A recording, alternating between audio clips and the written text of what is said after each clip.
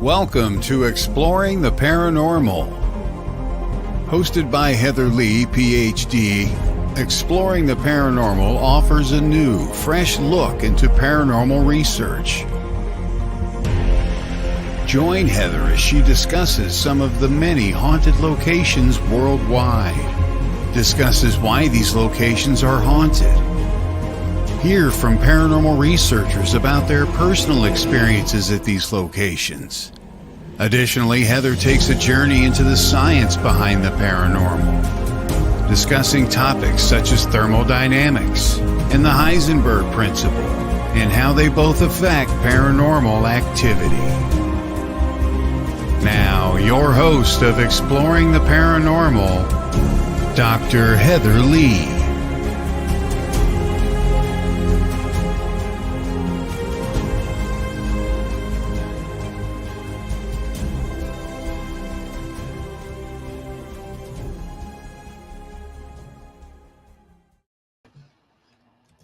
Hello, everyone. I am excited to be back, and I'm even more excited about my guest today. I will be bringing Adam on in just a few minutes, but like how we start every show, just a little bit about me, because I've been away for a while. I'm so sorry about that. I had a lot of things going on towards the end of last year, and then for those of you who don't follow me regularly, I did have knee surgery a couple weeks ago, and I'm still recovering from that, but I'm looking forward to kicking off this year right.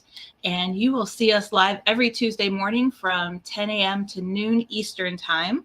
And same great format, same great show. I have amazing guest lists lined up and working on even many more to make this year exciting, teach you guys what you want to learn, help you guys with the scientific approach to the paranormal, as well as, like today, we're going to be talking about the history of the paranormal, which is why I am truly, truly, truly excited. But before we talk about that, I've had a lot of questions from people when I finally got caught up on my emails and my Facebook messages wanting to know more about the books that I have. I currently do have out and available Haunted Southern Nevada Ghost Towns. It's from History Press or Arcadia Publishing. You can also find it on Amazon, Target.com, go to your local bookstore. I think Walmart has it. You could even, I did a Google search the other day for the book, and several online bookstores and retailers have used copies already. But, you know, that's up to you guys if you want to read it and sell it so someone else can experience it, but that's fine. I personally, every book I get, I tend to keep, which is why I'm a book hoarder. And and I also do have several available. If you want one autographed, just message me. I charge $25. It's flat rate, and it'll come to you autographed, and that includes shipping and the book. Otherwise, it's $21.99, and whatever the platform you purchase it from's shipping fees are. I did finish a couple months ago, Ghosts and Legends of the Vegas Valley. I got word that that will be available February 13th, all the same locations. You can, through me, Amazon, History Press, all of those locations. I think Amazon right now is taking pre-orders. I noticed it there, and that was a fun one. That one dives deep into where Haunted Southern Nevada Ghost Towns went into the ghost towns in the Wild West of the Nevada area. This one dives deep into the mob. So you're going to get history about the mob and a whole bunch of other things. Then at the end of this month, hopefully I will have my Haunted Florida Lighthouses done. So you'll see that later this year. As well as later this year, I'm also working on Haunted Florida Ghost Towns and Haunted Nevada Mines. So those will all be fun coming this way. I do have other book projects and some self-publishing projects that I will let you guys know once I have more information on when I'm going to be done with that. So lots of amazing things happening. I did have another question. A lot of people were asking me what happened with Ghost Education 101. Well, like with this radio show, I took a break, and Ghost Education 101 with my co-host, Philip Wyatt, we will be returning every other Wednesday, with tomorrow being our first show of the year, and I will be covering Haunted Southern Nevada Ghost Town. So if you want to learn more about what I've researched and to take a look into what the book has to offer, make sure to check us out tomorrow night at 9 p.m. Eastern, and it's Ghost Education 101 on Facebook, or you can find us on YouTube as well. And lots of amazing things going on.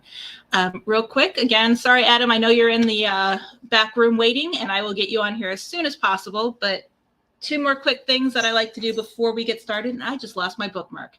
My book recommendation for the week, really can't tell you too much about it because I'm just started reading it and I absolutely love it. I'm a couple chapters in, but I love how she offers Actually, real quick, it's Michelle Bellinger's book on ghost, there we go, Ghost Hunter's Survival Guide.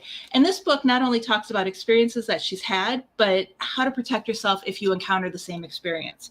And it's just really, really interesting. I'm looking forward to finishing it. Hopefully I'll have it finished in the next week or two, and I can give you guys a full review. But I do highly recommend. This is my book recommendation for the week. And now, getting on topic real quick before I bring Adam in. One question that I did have in my mailbag. If you guys have any questions that you want to ask me, you can reach out and send me a message on Facebook. You can also email me at heather.lee73@gmail.com. And you can reach me there, or you can find me at heatherleephd.com, and you can send me a message through my website. But the one question that I did get is, I'm curious about the importance of researching and studying history in relation to paranormal research. I see many groups and teams going out without any knowledge of the location or care to do any research on the history. They just go in, conduct their investigation, and leave. My question for you is, with so many teams not doing historical research, is it really relevant to paranormal investigating? Now, if I know Adam, he's probably back there in his seat itching to answer this question, but I'll get his opinion on this one too. But my personal opinion is I do all the historical research ahead of time. Completely different if you're a psychic. I understand you want them to go in completely blind, but I like to know the history because that guides how I do my investigation. So with that being said, I'm going to let Adam answer that question a little bit more. But to introduce him real quick, Adam, the historian ghost hunter, amazing, amazing past. He started, like me, his first spirit was his grandfather. And we'll talk about that a little bit more too. And one thing I want to dive into is he went to the same high school that Stephen King went to. He's been open to everything. He grew up in Maine. He's witnessed everything from UFO, ghosts, and then he also researches, in addition to history, the Wendigo, Bigfoot, aliens, mermaids, sea creatures, which I definitely need to hear more about, Viking artifacts, and other New England lore. So let's give a big welcome to Adam. Oh, you got me smiling backstage. Hey, Adam, how are you doing? I hope you had a great holiday. Everybody out there, of course, you, Heather, we've been close. You and I have been friends for a couple of years now. Yes. And I've been keeping up with you. I don't want to flood your inbox. I want to talk to you in person. So I'm glad you're feeling better. You've been through the ringer when it comes to these health things the last little bit here. And I'm glad you're better. I'm glad you're back on the horse, so to speak. Oh, I know. Hopefully the knee surgery was the last thing for the year. Well, let's go hiking in the mountains. Let's go to a ghost town and hike. Exactly. That's why I did it, because it's like I always joked when we filmed Real Hunts Ghost Towns, we climbed into the mine, and what they didn't show is everyone helping me get out of the mine. I love that, actually. I watched that a long time ago, and I remember I had you on my radio show at one point. I remember you telling me that you're like, oh yeah, behind the scenes, I kind of need. That was my furnace. Sorry. Yeah, I remember that. That's crazy because that's honestly, I've been a lot of places, but I've never been really out west. And you're kind of covering the territory that I want to cover, and I'm kind of where you kind of want to cover. It's kind of neat, so we get to bounce stuff off each other, which is cool. But and Happy New Year! I'm so pleasure. Happy New Year to you too. Yeah, the first guest of the new year, and my first show for the new year. So awesome to talk to you, and yeah, this is fun. Exactly. And I love your energy, which is why I wanted you to be my first guest, because it's a great way to kick off the new year. Hey, and only one half a cup of coffee. St. Albans Sanatorium. Shout out. Only that half a cup. You're a little bit behind me. No. My cups are bigger because I make mine iced.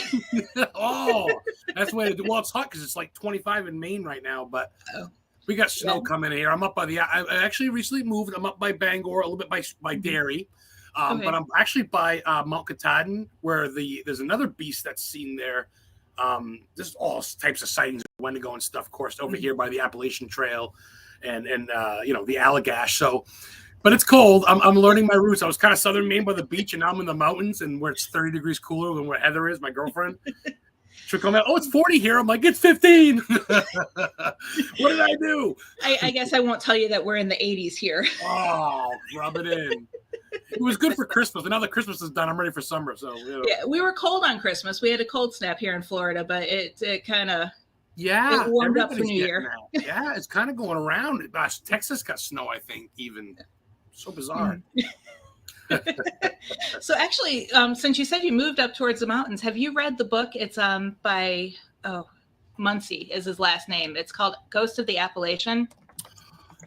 He does he the same one that does a podcast? There's a Ghost of Appalachian YouTube channel. I don't know if it's the same guy, but I haven't read that yet. You know what's funny? Okay. I'm starting to get into books, and I was going to message you, and I'll even say it now. You can quote me. I'm going to buy a book. I want a book signed by you because I got one that I just read from C.L. Thomas. You know C.L.? Yes. And she signed it, and I'm kind of digging it because now that I'm getting older and I'm up here, is winter solstice and the whole nine. I'm already halfway through Pet Sematary. I really like reading books, and I want to start doing it. So I want a copy. I'll PayPal you after or whatever. Oh, I know the feeling. Like I said, I'm a book hoarder. Once I get a book, I don't get rid of it. It's neat. It's a lost art. It's like record collecting, right? It's coming back, you know. So I love it. I'm you know, why not? And I think reading, like even just Pet Sematary, it's better than the movie. And I'm already halfway done, and I'm already like, wow, it's in my mind. You know what I'm saying? So it's cool. Yeah. I'd rather read than watch the movie. But his book, I met him at the convention here in Florida. And he does, he also writes for History Press. And he did Robert the Doll. He did all the Haunted Key West books. Ooh. And then he did one where he travels along the Appalachian Trail and did a whole bunch of stories along that one. And that's Muncie. I've heard of him. Yes, I've heard of him. Yes. Yeah. You need to get that book.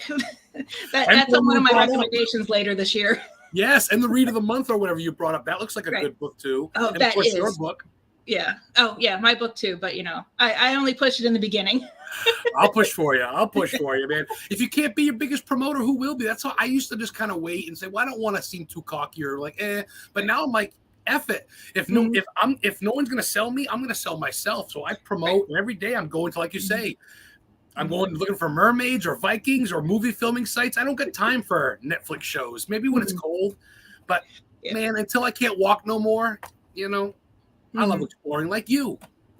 Yep. We need to meet in the middle and investigate together. That would make my life. That would be killer. I've been following you for a long time, since before I even started the Warren thing with you. I was friends with you, and yeah, the work you do is fantastic. Of course, your son, and of course your husband, he's not into it as much as your son is, like right there. Right. And awesome little family. He is too. I'm not knocking him, but you're the leader of that paranormal thing. You got a lot, and your boy's right there. Son's always been interested, so he started investigating with me on the team that I was in Vegas. And when I left that team, my husband didn't want me going alone. Smart. Because my son wasn't 18, so I didn't take him on residentials, and that's the main reason why he joined. And that's how, you know, the documentary came about. They found out there he was like so excited to have a family of paranormal investigators. That was great. I loved it. They really focused in on that. It's like the family. And of course, some people might go, well, geez, you might be putting her in a bad environment, but you guys know what you're doing. Right. You take precautions. So it's different. It's no different than bringing them to a roller coaster. The fucking thing could snap and break. So, you know what I mean? So, so anyway, real quick, getting back to the one question that I was asked, how does history affect paranormal research? Honestly, you kind of stole my answer, girl. You kind of took what I was going to say. So I'm going to kind of piggyback off what you said. And I'm just going to, I guess, just kind of go with it and say she's right, because I'm not a medium. I don't claim to be a demonologist, none of that stuff. I know a lot of people do. Good for them. And maybe they are. But I love to know if I go to a place and I get a recording of someone saying, Robert, that's Robert Manson. He died in 1943 of the fucking whatever. You know what I mean? And you realize, oh. So you said that matches up. I don't want to just go back and then look for it after. You know, but a lot of these people, they like to go and they have their gummy bears and their pizza and they take selfies and TikTok videos and they go home and they kind of forget about where they went. They really don't care. I'm sorry to say that, but a lot of these people I see in the field are just want to get there just to say they've been there. Oh, the sanatorium. Ooh. And I'm like, I want to go to see where Al Capone was in the cell, or where Lizzie Borden killed her parents, or where, you know, the graves where the UFOs seen, where in New Hampshire, Betty and Barney Hill, the black and white couple from the 1960s, America's first documented UFO sighting. I want to go where that was, and I want to spend some time there, not to take pictures, which I do. I'm kind of a picture whore, but at the same time, I do it to document that I was there. Instead of taking a picture of the bathroom selfie or in front of a palm tree or a restaurant, which is all fine, I want a picture in front of where there was a murder scene, or like an unknown girl died of an Indian attack. You know, there's one girl, Lisa, or I got the YouTube video up. Langlinoid, she got beheaded right outside of her school in New Hampshire. I should know this. Barrington, New Hampshire. I'm still half awake. But she got beheaded, and there's a monument there to her. Langlamade, Langmaid or something. Eleanor Manglamade. She was 17 on the way to school, and she got killed by some dude in like 1905. And there's a thing there still. And I don't know anybody that knows about that. And I've been in New England my whole life. So now I want to go and I want to unearth it. You know about Lizzie. You know about the Conjuring House. That dead horse. And I love these places, but past the wealth, man, there's so much more to see. And while you guys are all out there, not you, but just people are out there doing that and no harm to them, I want to go to where, Aleister Crowley had a summer retreat in New Hampshire. Let's go to that house. Uncle Sam. The real Uncle Sam was born in New Hampshire. His house is there with a placard. I want to go. I don't know one friend that's been to that place. Right? Look where I went this year with Heather. Louis Lunch, Connecticut. The birthplace of the hamburger. 1895. It's in the Declaration of Congress. They invented the hamburger. I drove 5 hours for a hamburger because I wanted to. You need to go to Chicago and go where the St. Valentine's Day Massacre was at. That place has so much energy. It's H.H. Holmes Murder Castle, the post office right there from the World's Fair. You know, like I do, Heather, I think paranormal is definitely a big part of it, but I really feel like the history. Like there's not a lot of paranormal between Billy Gunn and even like Bonnie and Clyde, Jesse James, but there's so much history. And honestly, that's haunting. I think history itself is haunting. Going to a place where they robbed a train to me is haunting, right? Define haunting. A spirit going, boo, come on. I'll watch a horror movie for that. I want to go to where I can have a conversation with Jesse James, even for a minute. And if no one believes me, I don't care because I have that. No, you need to. Shameless plug in Haunted Southern Nevada Ghost Towns. There's a chapter on Prim where they actually have Bonnie and Clyde's clothes that they were shot in and the car. And that place is really haunted. People see figures sitting in the car. And light anomalies, not on video, but they actually see it with their eyes, just circling the car, and it's really interesting location. I love equipment, but 9 times out of 10, people that witness things are laying in bed or making a sandwich or walking around. They're not actually waiting for ghosts, right? Right. It usually happens when they don't expect it. And I think the ghosts wait. They wait for us not to be able to record them. Here comes another team again. Look, this one's got 4 cameras, Bill. I'm going to bed. Fuck these guys. I'll see you tomorrow. Exactly. So I think you're right. And I think with Bonnie and Clyde, is this the people they killed? Is this their energy that they brought with them spirit? Is it Bonnie or Clyde's spirit? Right. Yeah. I mean, people think it's Bonnie and Clyde, but I didn't actually get to do investigations there because they don't allow it. But it's just a lot of information from employees and people who have been there. Like the Whaley House. People go in, don't see nothing. The tour guides go, I've seen shit. The more times you go, it's like fishing. The more bites you'll get, I think. Right. Exactly. Yeah, that's why when we did training in Vegas, we went to the same museum and the same locations, same parks. Even if they weren't considered haunted, we went to the same locations. And eventually at one location, we started getting activity when nobody, whether we self-manifested it, I don't know. But it's like you said, the more times you go, the more interaction you'll start getting. Yeah. I mean, even Ed Warren said that 28 days is what this whole thing's based off of. Not to plug them at all or anything because no one's paying me to. But for the most part, I mean, I believe in Ed and Lorraine, and I believe in some of that theory. They've been around for a long time. And the 28 days, I get that. Maybe not so much the 28 days to it. I can't imagine a ghost has got a calendar going, okay, guys, day 27, get ready to scare them tomorrow. But I think if you've been there for a month, the ghosts start recognizing you like a dog would. You guys stray dog for the first couple of weeks, he's going to cower under your couch. By week 3, the fucking guy's laying in bed with you. So, I'll lay in bed with a ghost. I laid at Lizzie Borden's house praying she'd come in bed with me, but that didn't happen. But I think the more they get to know you, it's like anything else. They're not aliens, right? They're once us. They may not have a brain, but they still kind of figure out what's going on, and they can get intimidated by these red bleep bleep bleep bleep things that people bring. Honestly, Heather, me and my girl Heather, or I go to these places, I don't bring much but a phone. And I just sit by the grave sometime and I just talk. I don't need a TikTok plug. I just want to try to reach them. And if I get them, then next time I go, I'll bring a camera. But until then, I want them to know I come in peace. And sometimes it works. Maine's an eerie fucking place. We got so much lore, as you mentioned earlier, Vikings. Oh, boy. Native. Yeah, I have several questions later on for those. Real quick, actually, Heather is watching. I do need to reach out to her because I want her to get on the show. Oh, she's been quiet lately ever since Paranormal King got stopped. Her shows get stopped because Ross's mother passed away right before Christmas. If you're watching, I heard Ross, about that. Shout out. But we love you. She always talks. She goes, "Oh, Heather's having surgery. Heather's here." And we were really intrigued about the whole thing because we love the deserts. When you guys were in that ghost town, when those people that bought the buildings just to put them there. Right. Yeah, Exactly. that's our thing. Yeah, even Heather, I would love that. Oh, she's okay, in you. Perfect. I'll message you after the show. And then Mike's also watching, and he'll be on next week.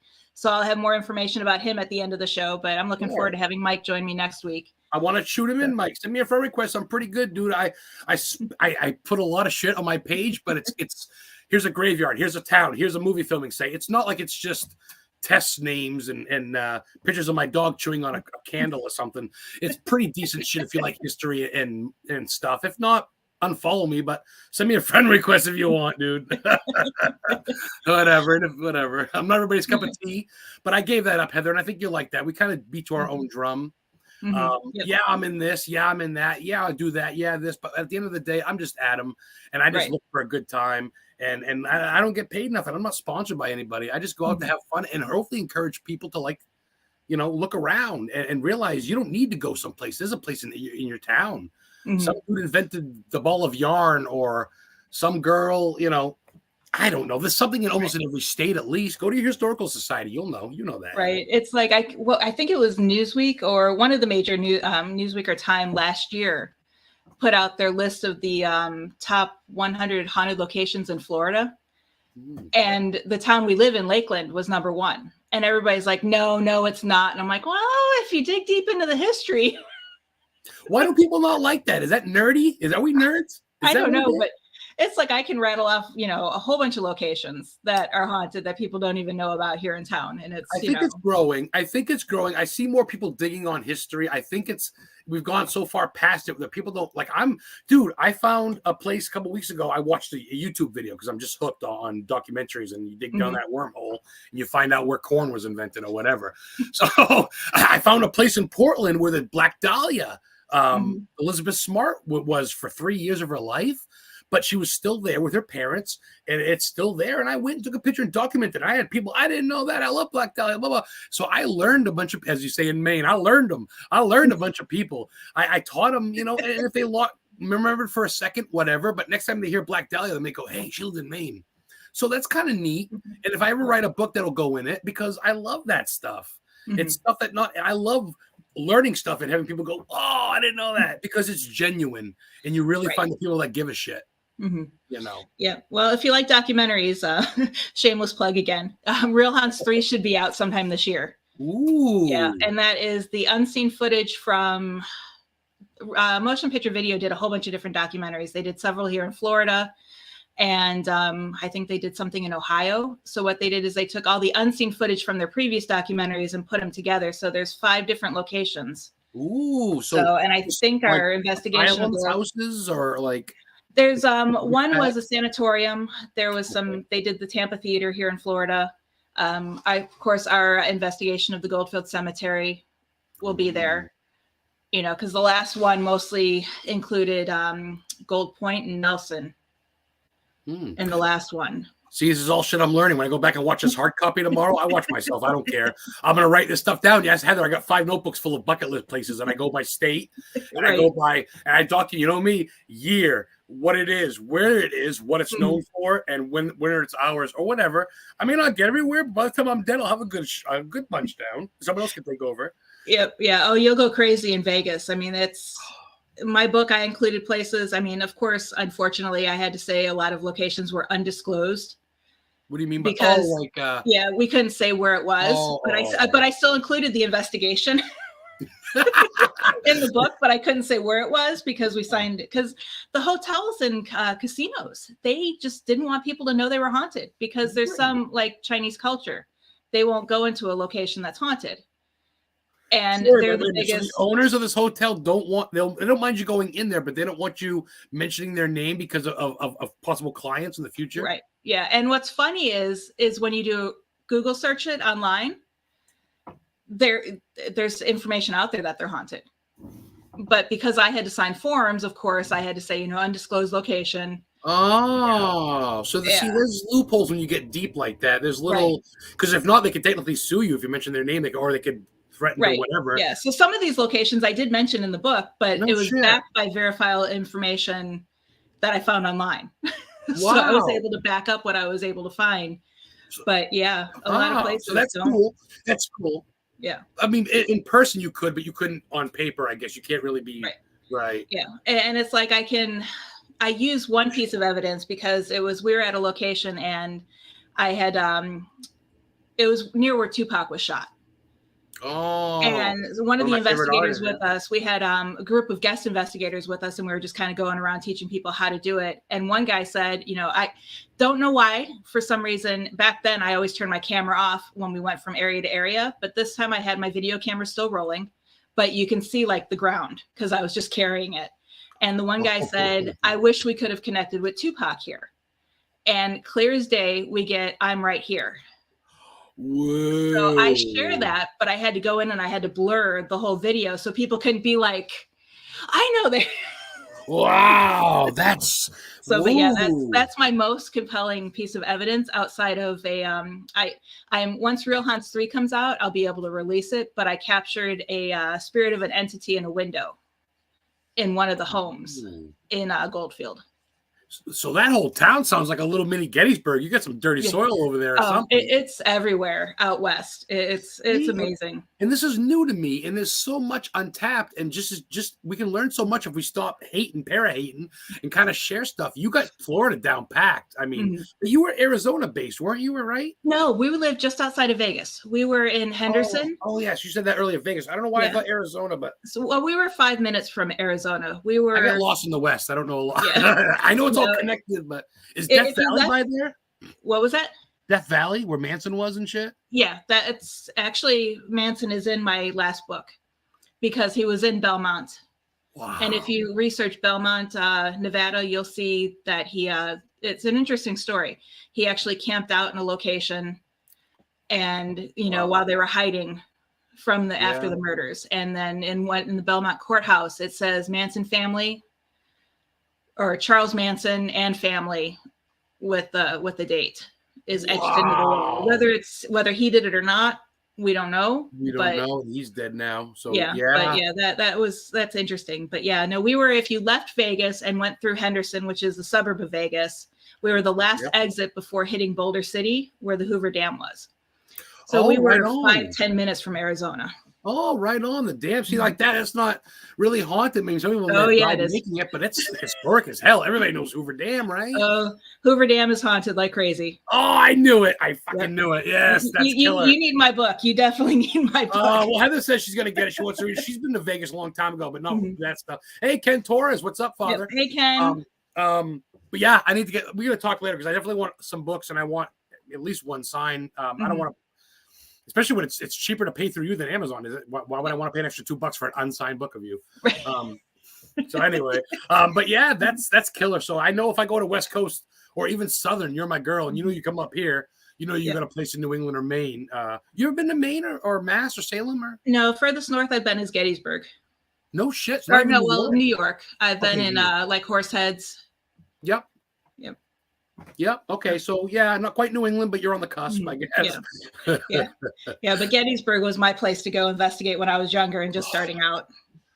I left my fucking heart. I must have 8 hearts because I left 3 there. I tell you, I've been 3 times, and all 3 times, man, everything from Devil's Den to the poor girl that baked the bread. I know her name. I'm half away. Jenny Wade. Jenny Wade. Yeah. Just the Sachs Bridge, the Suicide Bridge. Oh, anyway. Spent a whole hour on Gettysburg. I love Gettysburg. And I love it for the right reasons. I mean, not just because people died there, but there was a lot of history there. Abe was there. It's not just grotesque with me. I don't just go a place to think Satan will show up. People go, oh boy, my family and stuff. They're like, well, you're kind of into the dark stuff. I go, not really. You can't have darkness without light. If you don't have darkness, what's light? Right. So, yeah. Exactly. And I'm not. And the only way to like overpower this or to know it is to learn it. You know what I mean? To get to know a demon, you don't want to invite him in, but I want to know what to look for. And, I'm interested in that shit. But I've grown to love the history part of it. You know that. I love exploring. Oh, exactly. Now I'm on the movie stuff. Now in Bangor, I've been to Pet Cemetery filming sites. I've been to Graveyard Shift, the Langoliers Thinner, and I'm actually going. So I'm reading Pet Cemetery, and have you read it yet? No. So in the movie, I don't want to give it away, but there's no Missy in the book. Missy is Judd's wife is alive in the book, and she dies in the book, right? So the funeral home she goes to, it says, I forget now. I got it written down. Williams and Smith Funeral Home in Bangor. Guess what? There's a Williams and Smith Funeral Home in Bangor. I'm fucking going today, and I'm taking pictures because it's mentioned in the book, and that's fun, right? Right. Why not? I got nothing else to do. I mean, I do. I'm going to go DoorDash, so I'm going to push pause, go bring some lazy people their subs. Just kidding. I love you. Order DoorDash, and I'm going to stop and take a picture of the Paul Bunyan statue or where Al Brady, the gangster, was killed in Bangor after Bonnie and Clyde and Dillinger got killed. He was number one most wanted in 1939. He came out to Bangor, bought Tommy guns for hunting. They threw a red flag. Come back tomorrow. They called the FBI guy, the guy that wore women's clothing. What the hell was his name? J. Edgar Hoover. J. Edgar Hoover came down with like 12 assassins, and they came the next day to get the guns, and they sniped them. And there's pictures of him dead in the streets on the trolley cart tracks on Central Street in Bangor.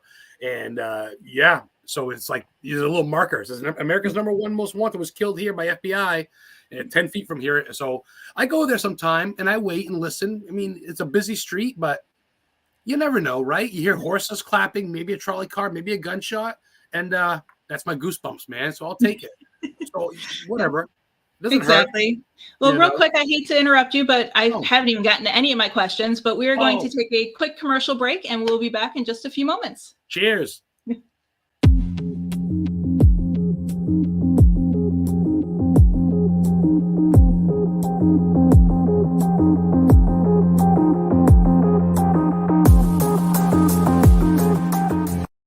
If you're a fan of the paranormal world, then you'll love WLTK-DB Talk Radio. Talk shows bringing you the latest on everything paranormal, cryptozoological, metaphysical, true crime, psychic readings, and more.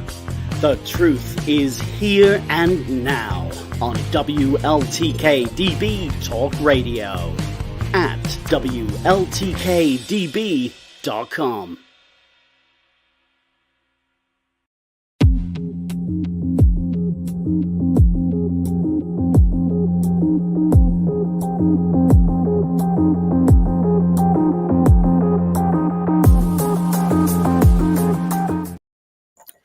Hey everyone, and welcome back. I am here with Adam the historian. You caught me like a fatty.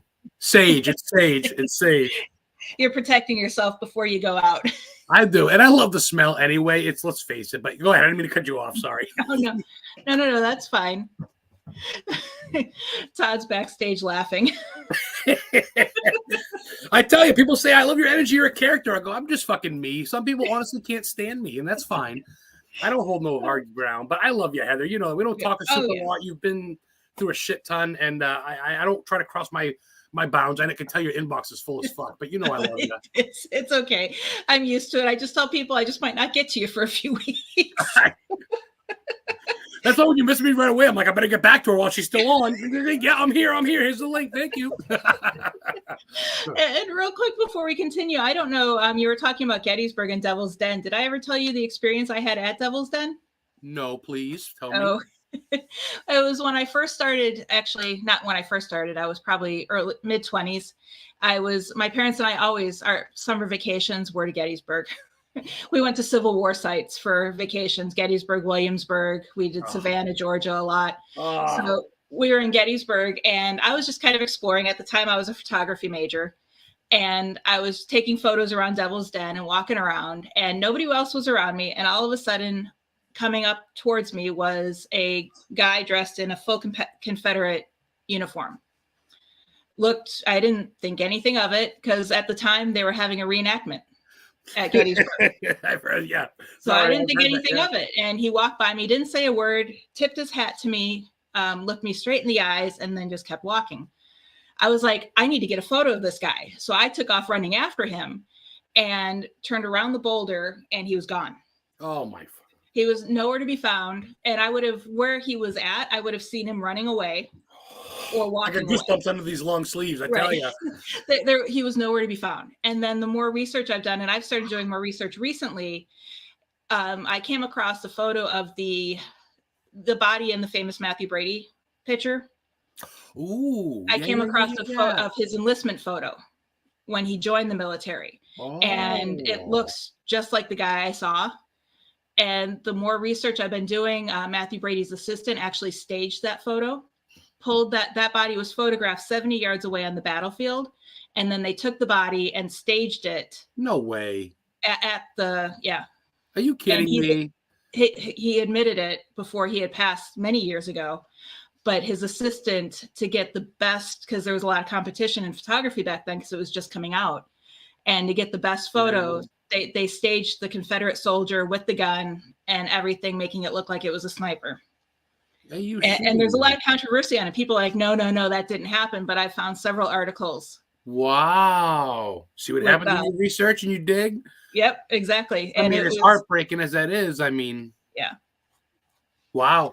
And that's the guy who I, from my memory, that's who I saw walking by me and tipping his hat. And so he's still hanging around there. Wow. I tell you, you know what's funny? I'm not, obviously, I've heard that from some people. I haven't witnessed it. I heard gunfire. And I remember talking to the tour guide. I'm like, is there reenactments? He goes, look around you, but no one's shooting guns around here. I go, this happens all the time. I go, get the fuck out of here. And I feel like there's someone in the woods going, oh, yeah, shoot the blanks off. But I've heard people say they see people Confederate Union outfits just whistling or walking or limping even, and then they go to take a selfie or a picture. I've heard it 3 or 4 times, but wow, it's like Mark Nesbitt. I did all of his tours whenever we're in Gettysburg. He does the haunted Gettysburg tours as well as he writes all the books and everything. Yeah, he set up downtown in the big building, in a little yeah. And one of his encounters, or not his encounters, but someone told him that, and several people have backed it up, having the same experience. There's one building, I can't remember exactly where, but when you take the elevator to the basement, which used to be a military hospital during the war, the doors will open and people will step out and have, it's like they've stepped back in time. They see all the spirits of the people laying in the beds, the screaming. They said they can smell the flesh. Oh, it's horrifying. And the minute they get in the elevator and go get someone to come witness it, the doors open and it's a basement. Oh, that's horrifying. Yeah. It's like an acid flashback, but worse. It's like walking into the Shining Ballroom, but worse. I mean, right. If it was me, I'd be in the elevator all day long. Basement. Nope. Okay. Top floor. Basement. I can see you. Nope. Let's test this out. All right. Here we go. Take number 5. How long am I going to be here, Mom? Quiet. Let's go. 5. Hit the button. I've heard of that hospital. I haven't heard that story, though, but I know there's a couple hospitals, so I shouldn't say I've heard of that one, but fucking Gettysburg, huh? Oh, my God. Let's meet in Gettysburg. Let's do it. 2023. I haven't been there in so many years. I'm missing it. Let's. Heather's never been, and I gotta bring her there and get her. I gotta be her first. I gotta bring her to Gettysburg. I gotta break her in because Gettysburg is. We've been to Salem. We want to do New Orleans, but Gettysburg's the big 3 in America, in my opinion. Gettysburg, Salem, and New Orleans. You don't get much more spooky than that. You know. Charleston is very North Carolina? big. Is that Charleston, North Carolina, or no? Yes. Okay, yeah. Or South, one of the Carolinas. I'm like drawing a blank. Not enough coffee. Not enough coffee and pain meds. Oh, you had a bigger coffee than me. Who you kidding, girl? Okay, I'll blame it on the pain meds from the surgery. You try to balance out. Now you're just even, so you got to get more caffeine in you. What do you drink? A coffee black or you get creamer? Black. Yeah. Me too. If I go to Dunkin' Donuts, I get it with cream because they make it so strong. You got Dunkin' down there? Oh yeah, everywhere. I thought it was just the East Coast, New England. I didn't. No shit. No, we had like 1 or 2 in Vegas. Good old kidding. I went to the first ever Dunkin' Donuts in Quincy, Massachusetts, 1954. I went to the spot it was built. It got demolished and they built a new Dunkin' Donuts, but that's the spot. They got a big placard. The first is 24 hours.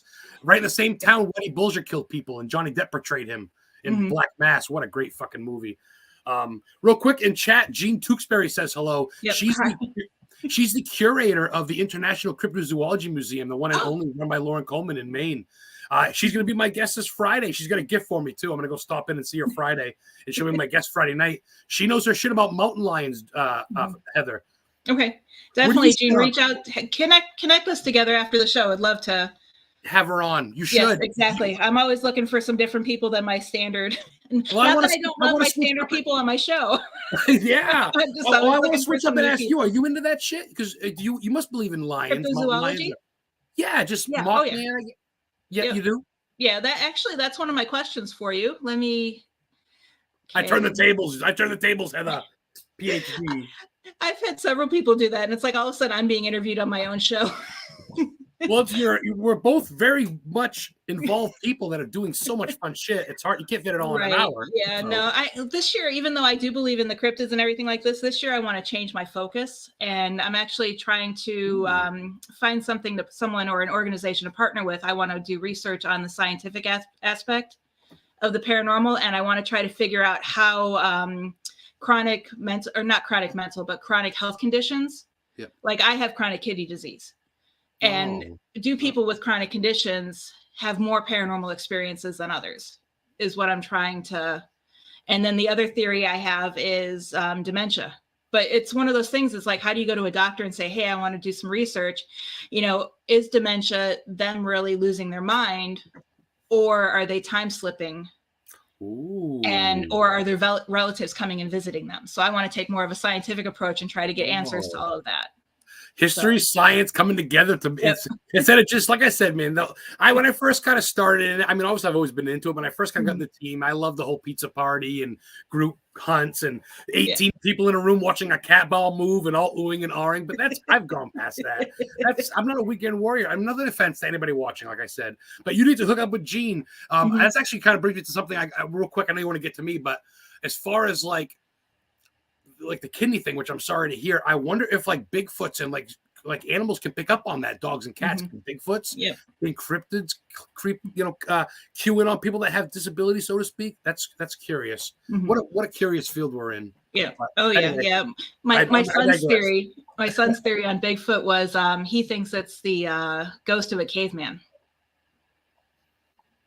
which is why we don't always see it.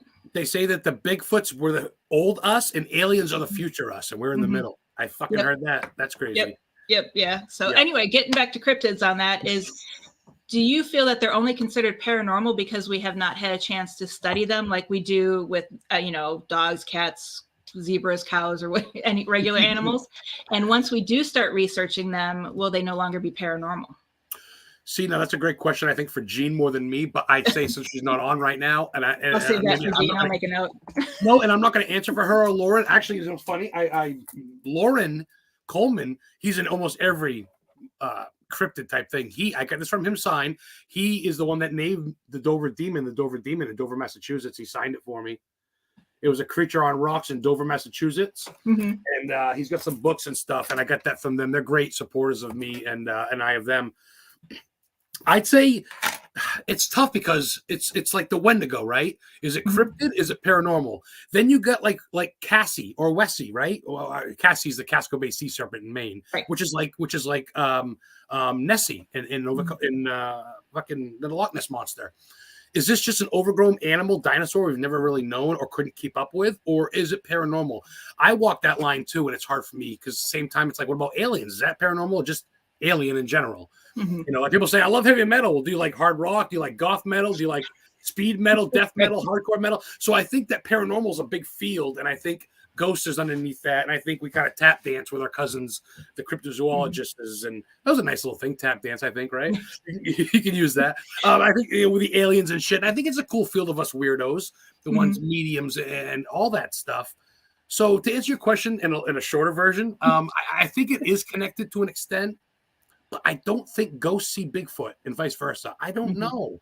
That's a great theory, though. It's so open. And the day we do catch Bigfoot, it will be sad because I love the mystery, not so much finding him. You know what I mean? It's like, shit, they found him. All right, what the fuck? Mothman to Virginia. Next. No. Yeah, okay. What can we debunk now or prove, Right, yeah. Like mermaids, man. I go to Gloucester, Massachusetts. Mermaids are seen right in back of Hammond Castle. Hammond Castle's gorgeous. It's got a drawbridge. It's got one of those old school English bass. The guy that owned it, Mr. Hammond, I forget his first name, but he's the inventor of the remote control. And he had more inventions. He's the second most inventions in America. He invented the airbag or some shit like that. I forget. Don't quote me on that one. But he did invent remote control. But he lives right in the Gloucester, Massachusetts, right on the coast. Me and Heather went to his mansion or his castle, and they had a wedding that day. So we couldn't go. Got mad all the way there for nothing. So, but mermaids are seen by his bay as well as Salem and even in Maine. York Beach, there's pirate ships in Casco and Bar Harbor. People see ghost pirate ships. They hear slaves on there because one of the pirate ships crashed. And then there's supposedly in Bar Harbor, there's a treasure that's buried, and they say that a girl watches over her spirit.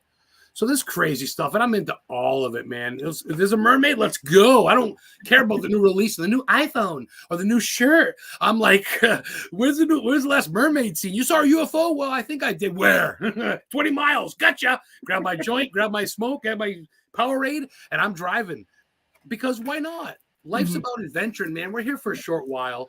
I could be not walking in 5 years. After my car accident where I died for 38 seconds and saw my mom back in 2021, I don't take life for granted. I DoorDash and make my money, but I live humbly. I got my house now. I'm not homeless. Thank you, Mom. And I just spend my days exploring my YouTube channel, Adam the Historian Ghost Hunter, and I look for shit most people don't bother looking for or don't want to know. I went to the place where they ate the pie in Thinner. This Richard Bachman, Stephen King's pen name, about the gypsy curse there. It's all filmed in Maine, Belfast. The diner's still there, Rolly's Diner. I had the same meal in the same fucking spot. To most people, who cares? To me, I'm like, yee. And some people are like, I could watch that movie. That's cool. So I turned some folks onto it. And if I'm happy and I make 5 or 6 people happy, that's just a bonus. You know what I mean? Yep. I just want to be happy and peaceful. I'm not hurting no one. I'm not stealing their ideas. And I'm willing to work with anybody. People want to come to Maine, want to shoot a documentary, want me to be like with you. Come on my show. I'm not like, let me check my books. I've never declined someone. I'm never, no, man. And I want you to come on my show. Historically Healthy Podcast. Look for Dr. Heather, PhD. Yeah, that's why we need to get you down to Florida, because I mean, we have everything just where we're hoping to move next year, just on the East Coast is the Treasure Coast. And that's where the I'm like drawing a blank on the year, 1715 Spanish fleet sank during a hurricane. And you have Mel Fisher's Treasure Museum, which is haunted, the beach. I mean, and there's still treasure. People are finding rubies and gemstones and coins washing up on the beach still from that hurricane's digging it up, right? Yep. And that's that whole area is haunted. The ships are still there. And Heather, St. Augustine is amazing. What? Augustine is amazing. The lighthouse is the oldest in America. Plus, they say St. Augustine was founded 2 years before Plymouth Rock. Yep. No shit. So it was, 16. Florida was the first actual location, even though Plymouth is what's known. Textbooks feed us shit. History is written by those who want it to be. Remember that. There's more than meets the eye. And if you're like Heather and I and you dig a little bit instead of just sitting there, I'm not gonna lie, dude. I watch wrestling. When I get numb, I put on wrestling. I watch The Undertaker. I'm like, all right. But most of the time when this noggin's thinking like it is now, I'm ready for the fucking let's go. Let's write down info. Yep. And I love it because people go, you haven't seen it all. I go, are you kidding me? I barely scratched New England, bro. There's millions of places. Yep. So, and here just Robert the Doll, Robert the Doll. Oh my goodness, he's amazing to see. But on the West Coast where we're at right now, we have a place called John's Pass, and it's Treasure Island in Madeira Beach, and it's an old fishing village. So you have everything from pirates, spirits of rum runners, and then they have a drawbridge, and on the drawbridge at night, people can see 2 Confederate soldiers walking. Oh, shut up. So you have everything from pirates to the Civil War to when it was a fishing village to you name it. And there's ghosts right by the coast. There's some sort of sea creature. There's USOs seen, which are unidentified submerging objects. Like come on, this whole land's not fresh. Any place you've been, someone's been or possibly still there. Right. And what you'll like is we take a dolphin cruise all the time. And I'm always going around like, that place is haunted, that whenever they're talking about the different locations. But there is a home that you'll pass, and the pool house is where they filmed Cocoon. Ooh, great classic movie with the pool. They're all no way. Right. Yes. So, and that's down here, and we pass right by it every time we take this dolphin cruise. You seen any gators yet? You must. Oh yeah. I've seen. When I first moved to Florida, it was 97, I think, when I first moved here, and I'm driving and there was a gator. His nose was like at the center of the road and his hind legs were at the side of the road. So his tail was still in the grass. And I don't know what I was thinking, but I'm like, I'm just waiting for him to pass, but I locked my car door. This was before the car doors automatically locked when you put them in the drive. But I was like, and I'm like, why am I locking my car door? It's not like he can get in. He's going to stand up with his little hands and go, let me in, little tiny. He's going to lift the handle. Here in Maine, we got deer and moose. And over here, you got fucking gators and fucking, that's killer. Gators and sharks. But I mean, it's not as long as you stay away, the gators usually can mind their own business unless they've been fed. But once they've had human interaction, they're pretty good at getting them out. I don't blame him. If someone got in my face with a piece of bread going, hey, I'd bite his face too, honestly. Right. I mean, you got to give the animals respect like you would humans, like you would ghosts. That brings me full circle back to what we said earlier. Don't go into it like, come on, show me something. You start calling people out, they're going to say, fuck you. You're either going to get hurt, possessed, or they're just going to leave and you're going to get stuck there twiddling your thumbs. So no, I've only yelled at a ghost once. And that was because I was physically attacked. And it was, they, karate swept my feet out from underneath me. I flew up in the air and I was cleansing the home at the time. And I was doing the window and I was standing in the bathtub because I was in the bathroom because they had a big garden tub and then a big window. And I stood up and I treated that ghost like it was a 2-year-old. We don't do that. You don't do that to people. Bad ghost. We took your fucking legs out from underneath you though, Heather. You could have knocked your head out unconscious. Yep. And it was, and I've always had knee problems even long before that, but everybody's like, that's where your knee problems came from. It's like, no, I've had knee problems long before that, but that's walking around the rocks and desert and fucking looking at the ghost towns. That's where my knees went out. It's the years of tennis. And then they removed my cartilage when I was in my 20s. Jesus. Yeah. I knew knee replacement was coming. Yeah. You've been on rubber legs since for a long time, girl. Shit. Exactly. Well, I tell you, this profession, unless you're just a sit-at-home YouTuber or you read cards and shit, if you're like you and me that go exploring, it's not easy. These places are tailor-made. Movie filming sites in these places, even graveyards, and none of them are not upkept. There's holes, there's pits, there's fences, there's rocks. You gotta, man, I tell you, a lot of times me and Heather end up on our face and I go, shit, I'm glad I wasn't recording. And if I do, I keep it. I don't care. But there's some sketchy stuff, man. I went to Pennsylvania. They had this highway, the Allegheny Highway. And on the side of it was a big shot of the mountains. You could see it in Pennsylvania. And they had a big building that was torn apart, rebar sticking out. And I got a video of it somewhere. And I'm slipping down the rocks. And I'm like, I said, exploring's not for the faint of heart. It's really not. No. It's like even the Gettysburg, the Goldfield Cemetery. Yo. Just walking, even behind the headstones, there's so many pockets underneath the dirt that I was like, here I'm like fearing, oh my God, I'm going to fall into a grave because the whole thing's going to open up on me. Stephen King movie. But it's like your feet would just, and it wasn't even muddy. I mean, it was dry. Wow. And it was years of sinking in though. That's the coffin compressing, possibly breaking.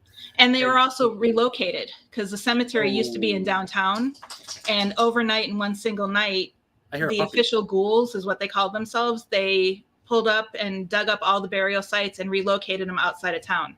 Oh, that's a no-no. Yeah. Well, it's because they didn't want it. This was back in the 1800s. They didn't want the train actually stopped. And when you got off the train, you stepped into a graveyard.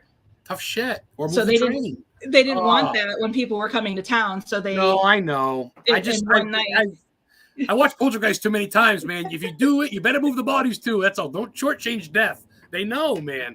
They uprooted the whole cemetery and moved it just outside of town. All right, well, that's kind of cool. At least they didn't just move the stones and leave the bodies like they do. No, they pulled everything and moved everything up. Oh, that's cool. Well, I can dig that then. That's fine. It's just sometimes people try to shortchange. People, they got to save money. And in Maine, there's a lot of lore. There's this place, Flag Mountain or something, where there's a cemetery where they dug in back of it and they hit the rock quarry, so the water came in, so they moved the headstones, but not the bodies, and now it's a lake, and they say it's a lake of the dead. I haven't gone there yet, but supposedly the bodies are still underneath. I think it's in Bucksport, actually. Sarah Ware was out there. She got beheaded, right? I went to her grave. They never found the killer. They kept her head in the evidence locker for 95 years until they reburied it with her body. Can you fucking imagine? Mm-mm. So they buried it back. So stuff like that I found out and I shared. And I go, this poor girl needs to be remembered, man. People love Lizzie, but everybody and their brother know Lizzie. She's the Hulk Hogan of the paranormal. So people need to know Sarah Ware and others like her, man. Mm-hmm. So that's why I like what you do. You touch on the things. You go deeper than just Jesse James, but you go deep, man. You go to all these, like you said, that dude in Gettysburg. Who was that guy? And you found out who it was. Yeah, it might have taken me 30 years, but I finally. Heather, next time you go, he's going to tip you his hat and go, I appreciate you, Miss PhD. Yeah, exactly. I'm going to go there and I'm just going to camp out at Devil's Den. Please. And I got a sleeping bag, dude. Let's fucking do it. I'll bring some rum. We'll stay warm all night. Heather will go. Bring your old man. Bring the kid. But you want to stay in the Gettysburg Hotel, though. I stayed in Eisenhower, which they say is haunted. No, the But it's just Gettysburg not Hotel moving where Abraham Lincoln did his speech. Ooh. That place is amazing. Oh, now I got to go back, Heather. I got to meet you there. Shucks. Anyway, before we get back to more questions that I have for you, while you were talking, a book you want to read, this is by Mark Nesbitt. It's Blood and Ghosts. Ooh. And send me some of these after if you could in Messenger. Send me some in Messenger if you could. And it's Haunted Crime Scene Investigations. And he has Catherine is a former FBI crime scene investigator. And they put both paranormal activity and research, actual scientific research together. And they talk about the history of different locations that are not commonly investigated. So you might get to know victims that aren't known. You may even get to find the killer who was never found, right? Right. And that's what he talks about. He talks about also working with psychics and, the ups and downs and, different. It's really interesting how they put that all together. I found that book, but I've read every book Mark has. So, because I've known Mark for years. You're a junkie. You're a book junkie for sure, girl. Shit, I'm just starting out. I've always read it. It's not like I'm just now. I've always read. I just obviously you get older and it's CDs and DVDs and fuck readings for squares. Yeah. And now I'm like, I want to read, have a nice coffee, maybe spike it with some whiskey or whatever, and just relax in a snowstorm and it just whisked away in a book. And I'm through Pet Cemetery. I put it down for you, and when I'm done, I'm probably gonna go back. I don't have many books on my phone, but I put it on my phone because I put it on the phone after I had knee surgery last year.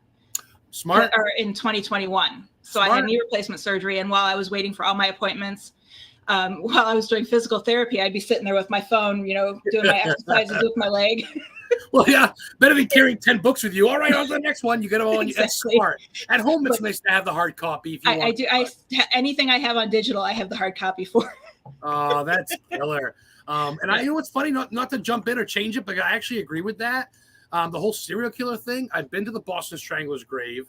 Didn't really feel that good about it. Felt kind of sick to my gut. That's in Peabody, Mass. And I don't want to glorify the killers. I've been to H.H. Holmes' house, but that's all great. But I went to the Allenstown, all one word, Allen, Allens, Allenstown barrel murders, Bear Brook Campground barrel murders. 4 females were found in big barrel tubs in the woods by the chameleon killer. One of them was his daughter. The other one was his girlfriend, and one of the girls is to this day, they don't know who she is. And I've been to their grave sites. I have been to the campground where their barrels were found. You can see it on Netflix, The Chameleon Killer. He was a piece of shit, pardon my French. He was a Russian dude, I forget, Romanov or something. And he got put to death, I believe, out in California in a chair. And not for these murders. They weren't found till after they did DNA because they found the girls, like 2006, they found his daughter. She was like 12 when he killed her. She was like 6 when he killed her. And she was there for like 8 years or something crazy. You can look that up. Allenstown 4. And these poor girls, one of them isn't really known. And I think she should be. Even though it's 100 years later, whatever. I think it's time. So I do what I can. I love to collaborate with anybody or at least donate my knowledge. Even in the bottom, you put special thanks to Adam real quick. Think, as long as I'm in there somewhere, dude, I'll give you what I got. I just want to share. I got no kids. You and I need to write a book. You and I need to write a book. I need to write. Yeah, I keep getting told, but Heather, you wrote one. What do you just write? Once upon a time? Like, I don't know how to start. I got the info. I just don't know how to fucking hit it. You know what I mean? Right. Yeah. Now, see, my thing is I've been a writer forever. My second nature for you now. Yeah. My major, I actually started writing for my next door neighbor owned and was the publisher of our local newspaper because I lived in a small town. So, I mean, everybody knew everybody, and our next door neighbor, knew I was interested in writing, and she gave me my first job. I did photography and high school. I covered the high school for the local newspaper. And I started my junior year of high school. Like just sports and activities or whatever. And it was funny. They like, okay, we need you to cover this Friday's football game. And I was like, okay. At the time, I didn't like football. So I didn't even know what a first down was. So I'm at the library researching everything I can on football. Home run! Everybody's like, oh, touchdown! You mean, the game? But then I covered sports for a good 10 years. And, I have a degree in photojournalism. I started working on my degree before I switched. And you are now, Oh, yes, the Bears. The Bears. I'm a Bear fan. I got my tattoo, but I got my long sleeve on. I got my Bear shelf here, my Bears Monopoly. and my little helmet. I got a helmet signed by Anthony Thomas. Remember A-Train? Yep. Oh, yeah. That was a big hope for nothing. So definitely. I got to cut you off. Did you never really like the Bears the whole time? You started I grew up outside of Chicago. Oh, so you kind of did like the okay. Yeah. We did the Super Bowl shuffle and everything. We all ran to the store and bought the VHS of the Super Bowl shuffle and everything. Oh, fucking Bongo McMichael and Fridge and Dave Durrison. Oh, the All-Star. I can name them all. Them all. And then I did. I covered what was it? It was, I can't remember, but it was a golfing charity event where they had Mike Ditka and all of the Bears players in the, I want to say it was mid 90s. Oh. And even some of the retired football players came and played rounds of golf with people who paid for it for the charity. And I was there doing the photography and reporting on it. Oh, you saw Ditka cutting some grass. Oh, yeah. He's a god in Chicago. I've never been there. I've been through it once to Iowa or twice, but you know it. He's got restaurants. People, he don't pay for shit when he's in that town. You know that. No. Oh, no. Him and Michael Jordan. Did you get to like hug him or touch him or shake him? No, I had to be professional. That's hard for me. That's why all these people I've met, it's like I had to be professional. And it was like, I wish I wasn't. Because I met Danny Glover. I see the pictures of you and Stay Puffing them at the thing. You got your little fangirl side. I saw them. I wanted to go to that so bad. I saw you guys representing the Warrens and just yourself. And you guys had fun. You would Stay Puff with the girls. Like, that's killer. That was when I saw, because the girls are my favorite. I mean, I know not a lot of people like it, but I like the new Ghostbusters with all the girls. They're awesome. Thor's the secretary. When I saw her with the younger girl from the newest one, the cosplay, I'm like, I gotta get a photo. The ghosts look the best in that out of all of them. Even the newest one, the ghosts look so like, wow. Right. And I love their car, and I love their attitude. I love the appearances when Dan and them answer the phone and shit. So that's cool. Yeah. And this group, they travel all over Florida, and they actually have an Ecto-1 that they've refurbished a car to look just like the Ecto-1, and they go, and they raise money, they do charity events, and I'm in the process of getting them on the show because they're here in Florida with me, and they do a lot of great work. There you go. Yeah. You got to have fun with it. We got to be serious in this field, but this has been kind of a goofy hour. But you know me, I mean, I'm serious too. I love my history, but at the end of the day, man, if people can't walk away from this laughing and smiling and thinking it was fun, then what the fuck's the point? I don't want to come on and go, I've written a book and you can see me on Paraflix and I have this on that and .com, and that's all good too. And I'm not trying to knock anybody. And I guess I just am who I am, and I appreciate you liking that and understanding that. Because some people don't like my energy. They think I'm too much on coke or something. I'm not.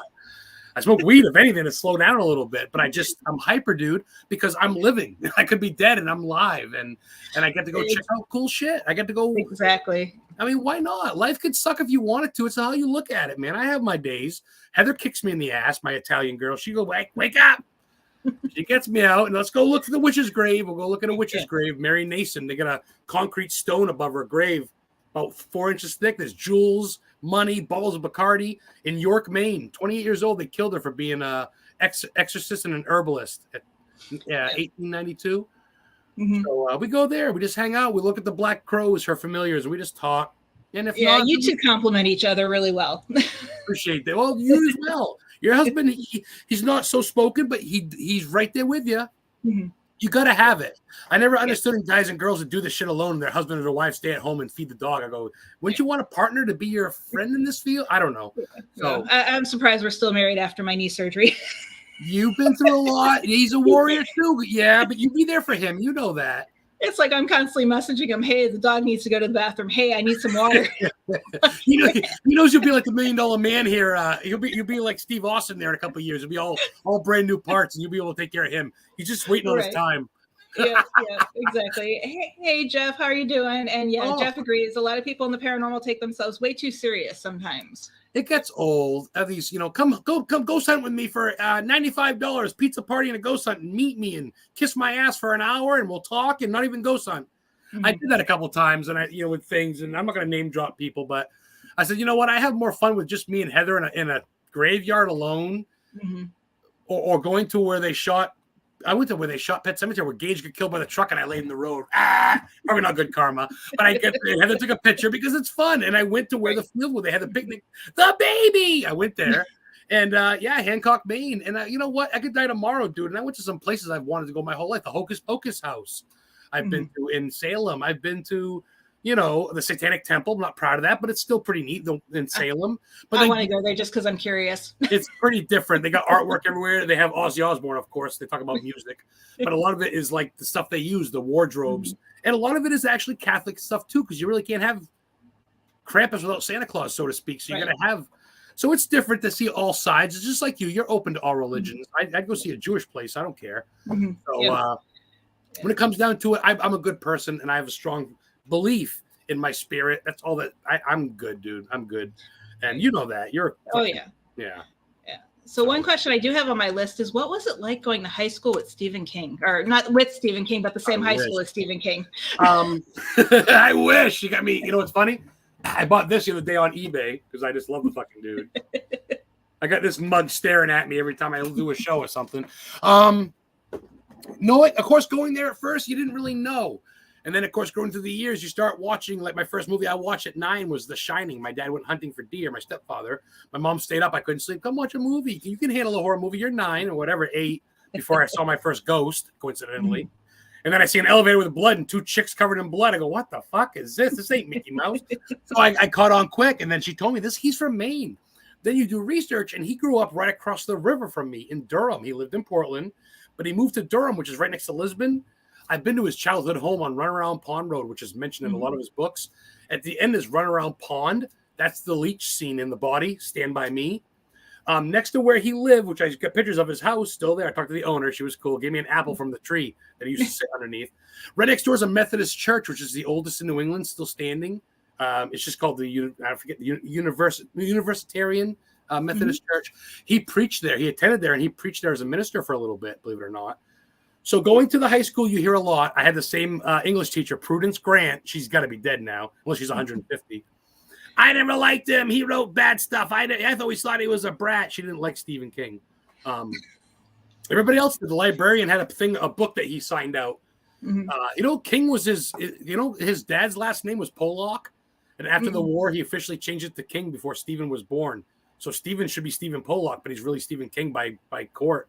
I found that out on Wikipedia the other day. Wikipedia, you rock.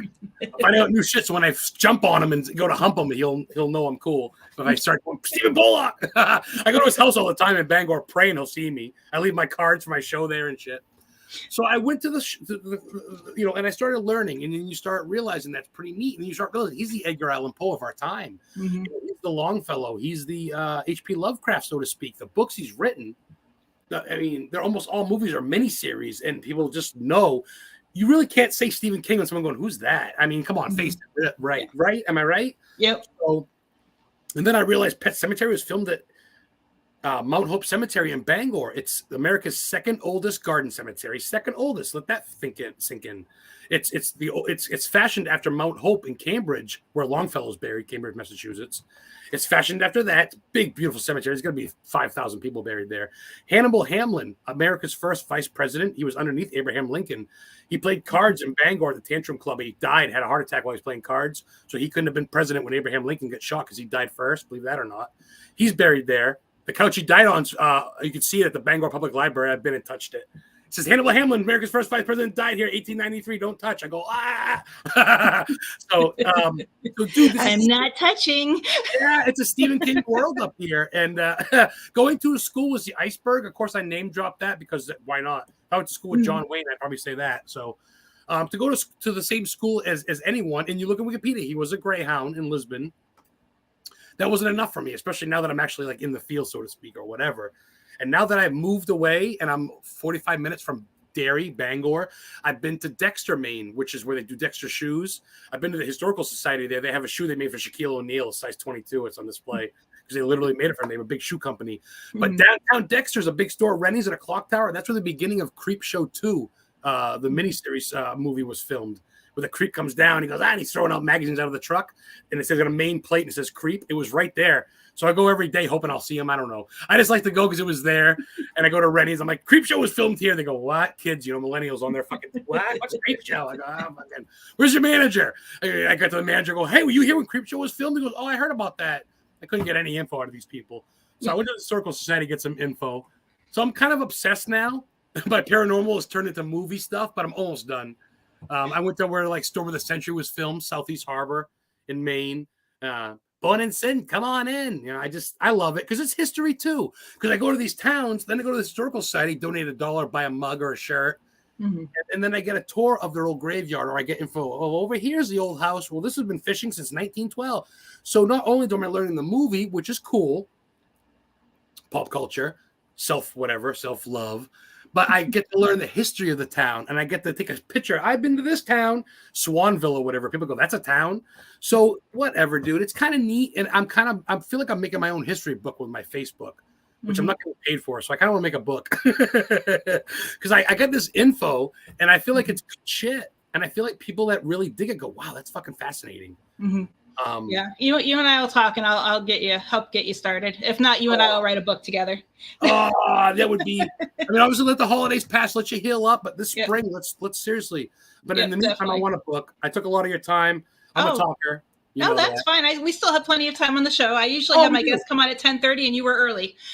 Oh, no way, killer. So I go till noon.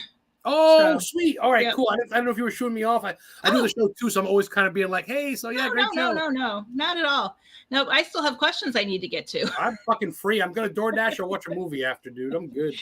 Yeah, one question I do have, and I get asked this a lot because I know everybody has their own process, but how do you start your research process, and what resources do you use? Boy, I almost want to ask you that question first, just to see. What do you do? Seriously, please, let me ask you first. I just basically, I'll write down different things, like if it's, like for the actually Haunted Southern Nevadas, I really can't talk too much about because that basically was the outline from the documentary we filmed.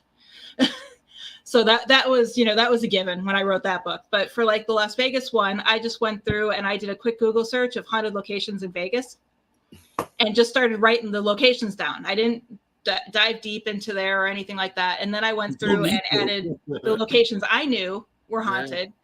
And from there, I did everything from, of course, online research for the history, online research to find out what people experienced and see how they tied together. Yep. And then I also went to the locations and just talked to the employees. Bingo. Because you do the simple Google search that's free, quick. You get the basis of it. Right? Yep. And it's one of those things too. It's like with Madame Tussauds. I went there and, there's some things on there as far as what's haunted or not, and that's mostly from Ghost Adventures.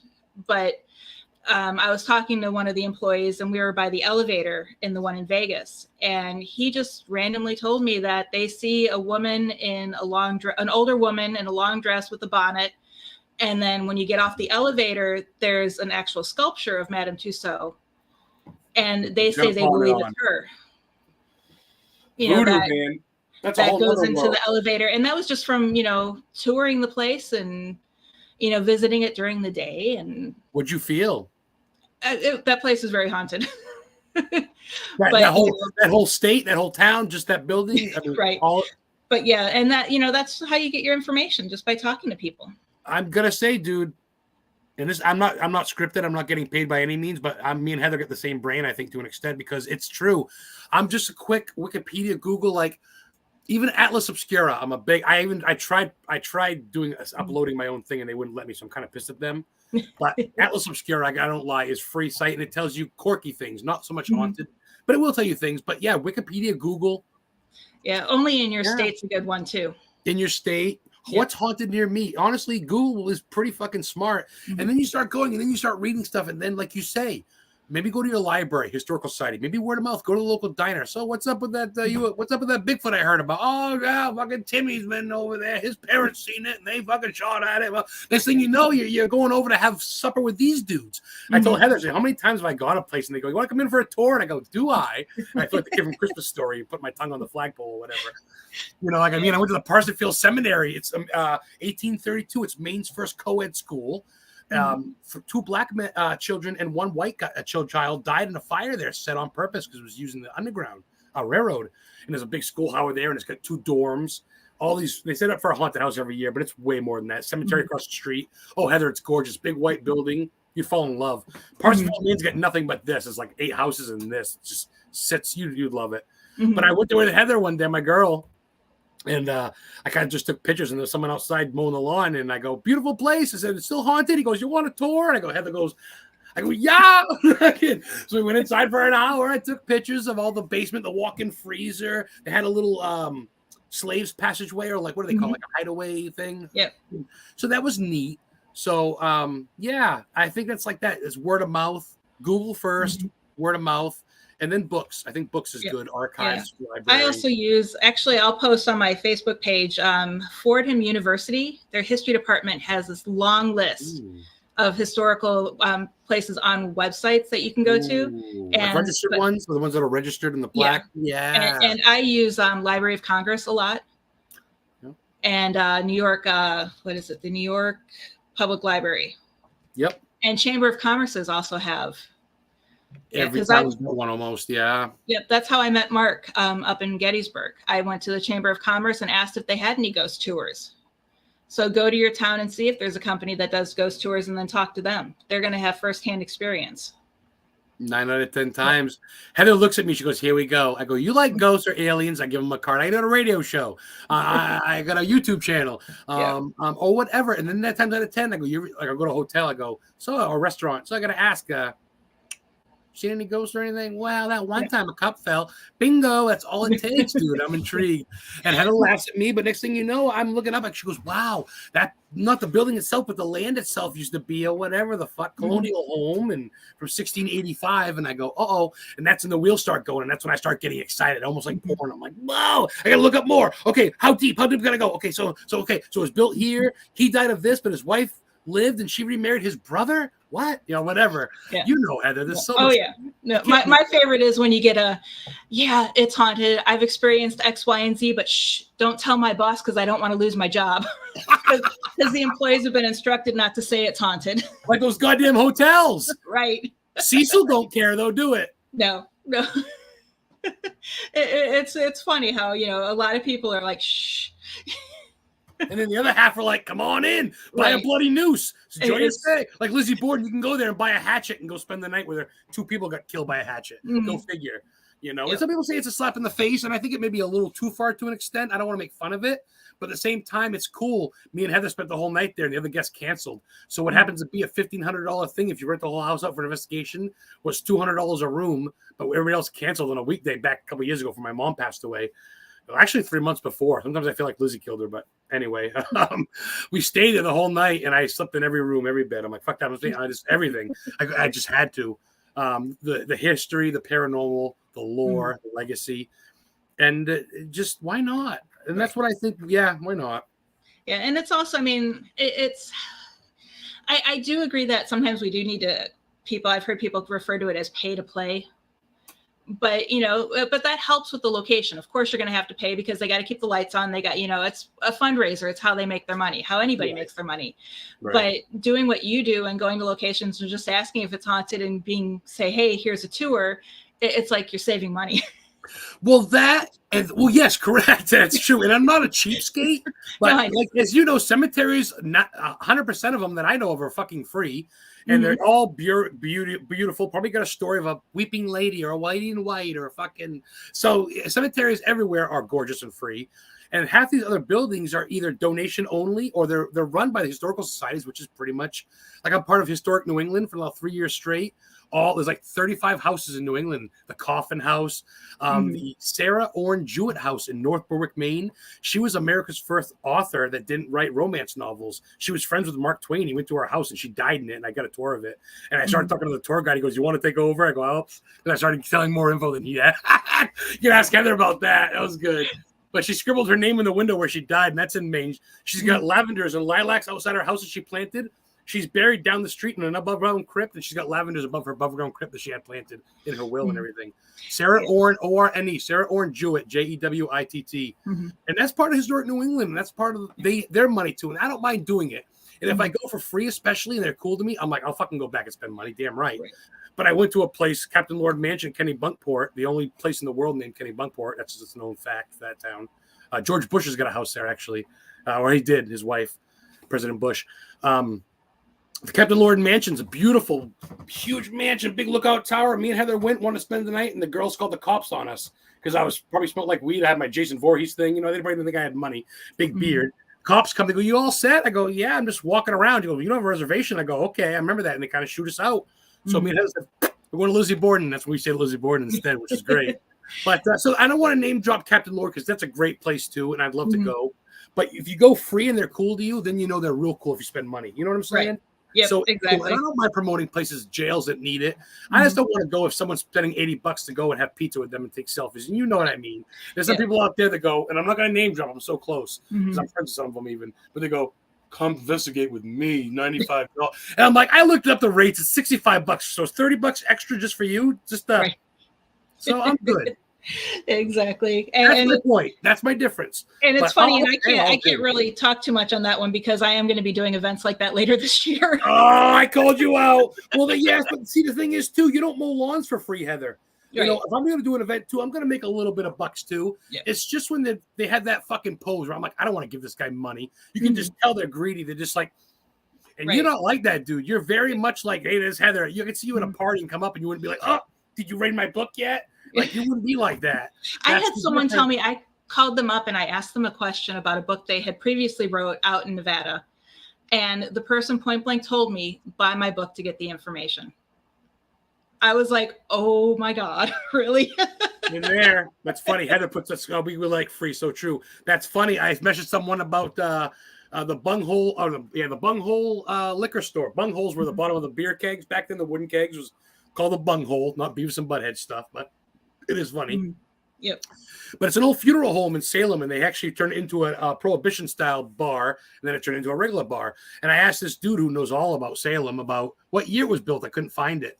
And he told me that's in my book. And I fucking said, defriend. And he sent me a friend request out twice in the past 2 years. And I'm like, I'm good. And he's a big time dude. Most of my friends are like, oh, he's awesome. I'm like, nah, I'm good. And I don't really tell him why, because I don't want to flag bag laundry. I just know who's cool in my life and who's not. And that's for me to decide. So but I agree. Yeah, I agree. That's rough. That's rough for someone to say that's rough. Because it's like, dude, I'm sharing shit for free every day. Like, but some people just, that's what's different, Heather. You're very open with that stuff. You know that. You're near the same. That's why I'm here. Exactly. And even though I'm writing books, I still tell people my experiences and the information that I get if they ask. You know, I don't hide it. I'm not writing a book for free. Tomorrow I'm doing a presentation on haunted Southern Nevada ghost towns, and I go chapter by chapter, through my book. And there's no requirement to, it's tomorrow at Ghost Education 101 at 9 p.m. on Facebook. So 9 p.m. Eastern? Or your time? Well, Eastern. Yeah. Oh, you're Eastern too. You're Florida. Yeah, That's Florida. Right. You're not out there anymore. Yeah. Please send me a reminder. I don't know what I'm doing tomorrow. What the fuck is tomorrow? Wednesday? Yeah, Wednesday. Send me a link. I'd love to tune in. But that's the thing. Like I said, you got to charge. Like these tarot card readers that charge for tarot card readings. I get all that. Just don't act like you're better than someone, dude. Like Ed and Lorraine didn't act like that. And they're the fucking pinnacle. Don't be a Zach Baggins because I have no need for that. I don't. There's people around me. I'm not going to name drop that I refuse to work with that live in Maine because they just Yeah, no, Zach is for show. He's not like that behind the scenes. Hollywood side. I figured you're gonna hype up like I get it. He's not like that behind the scenes. Oh, that's cool. Yeah, you've met him. You've met a lot of people, girl. Yeah, you've been. Yeah, you know your stuff. You're a big name in this field. I'm not to bring it up and kiss your ass again, but I don't feel like I'm a big name in this field, so I guess that's what makes me different. What? I don't feel like I'm a big name, and everybody's like, "Oh yeah, we've heard of you." I'm like, "You have?" People know you. They know the Leigh. They know the PhD. They go, Heather. They go, yes, Heather Leigh, PhD. I go, that rhymes, isn't it? Right off the tongue. And people know that because not only because your show, which is obviously big, and of course the Warren legacy, which you did a big thing for so long of, but who you are. Yes, your son, but who you are, what you do, your books, and just, man, you know your stuff and you're not a bullshitter. And I think people see through that and it's refreshing. So, And getting back to cemeteries real quick. One thing is I do know 90% of cemeteries are haunted, but what people don't understand is they're not always haunted by the people who are there. You know what I mean? Because they can be, but my theory is why would you haunt where you're buried at? That most of the people that are there are people who found comfort in the cemetery, like they went and visited a loved one type of thing. Because that's what we were investigating in Goldfield, and my son, he found a Confederate grave, And he found it was, I mean, it had a full Confederate flag, and his tombstone had all of that. And it said that he was, I think he was not a general, but a I don't remember it, but he was somewhere up there. And he by himself, was he with the family, that one general? No, Was it was just him. And, you know, and it was, people visited him because he had the pennies, that, you know, the whole military when you go visit the grave. And my son started doing an EVP session with it, and he kept getting a female because he was thinking he could reach out to the guy. His last name was Marmaduke, and he thought he could reach out to him, and he wasn't getting any connection. But there was a female that was constantly, and our theory was it was the female that went to visit his grave, and that's where she found comfort. So that was really interesting. And we have this cutest little, I mean, I don't want to say it's cute, but for me it's cute, and you might find it cute too. But we have an elementary school, and then right next to it is like a little forested area, and there's a little grave cemetery, but it has less than 100 people there. It's just really small. Like a family plot, maybe, or something, an old school family plot. But there were a whole bunch of different names, and you could see there was an area that was fenced in, so that was like the family. And they're all from like the late 1800s, early 1900s. And I want to go back and do more research on it because we just went there real quick. I needed some demo photos for my agent, and so I was like, well, you know, I'm just going to go to this. They had a really beautiful tree that we took photos under.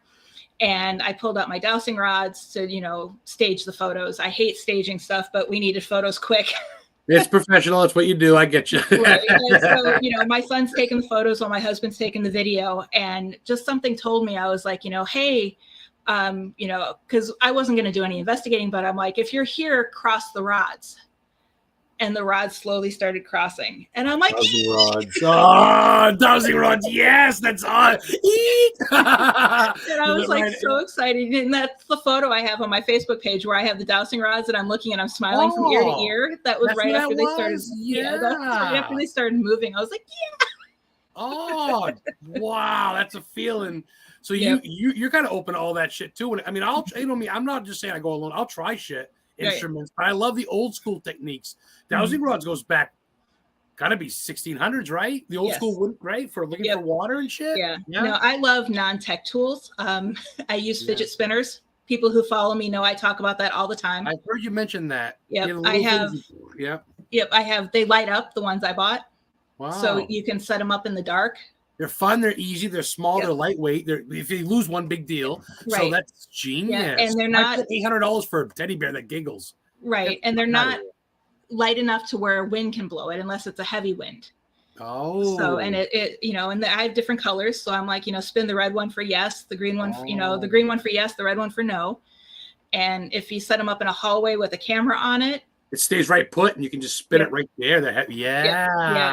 I've gotten so many interesting things with that. I I'm gonna try that now. That works for you. I'm gonna go fucking buy some goddamn fidget spinners today. Yeah. But it's funny because how I got interested in it, or actually, we have 3 minutes before a commercial break, so I'll tell the story real quick. I was hosting an event just before we left Vegas, and it was at the museum I used to volunteer at, and one of the girls came out and she was like, you know, hey, check this out. And she pulled a fidget spinner out of her thing. She's like, I do this at home all the time because she lived in a home that was, I think she said it was either behind or catty corner to Zach Bagans' museum.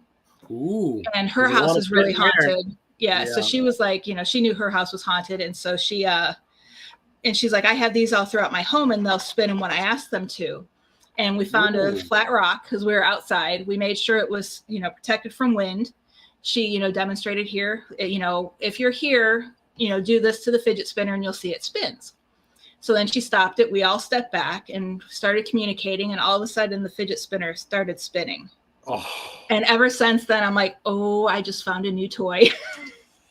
And dude, for anybody that's had one, especially a new one, you really, you gotta kind of flick your finger. It's not like it's like, you can't blow it like a pinwheel. It's like a metal. Yeah. Yeah. That's wild. Yeah. And ever since then, I've been using them and I love them. It's a little cheap trick of the trade. It's cute. It's cheap. It's effective. I found, what was it? I found 6 of them for $6.99, but mine light up. So they're not just because the regular ones I think you can get for like $1 or less. Yeah, but ones that light up, that's a little bit more. That's high techy right there. That's pretty neat though. Yeah, so, that's wow. That's I like that. I mean, you want to find. I don't want to put it on a slant anyway. You don't want to make it. You want to put it on flat, even ground, obviously, to an extent, or maybe the top of a tombstone that's flat, not curved, something. But I can work with that. That's kind of neat. You put it right in your pocket. No one knows nothing. No one's gonna. What is that? Just a fidget spinner. No one's gonna. Oh, you know.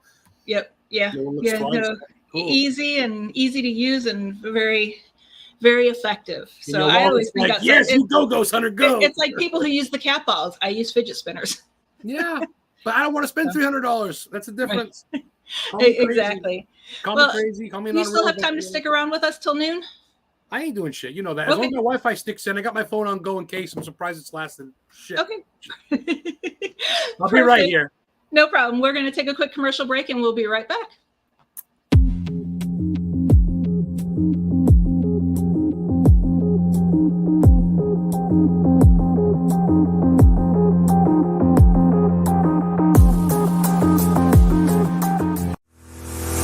Want to keep up with the latest at the station?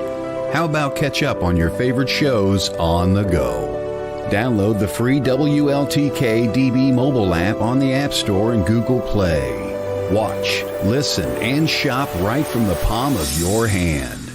The WLTK-DB mobile app. The truth is here and now. Get yours today.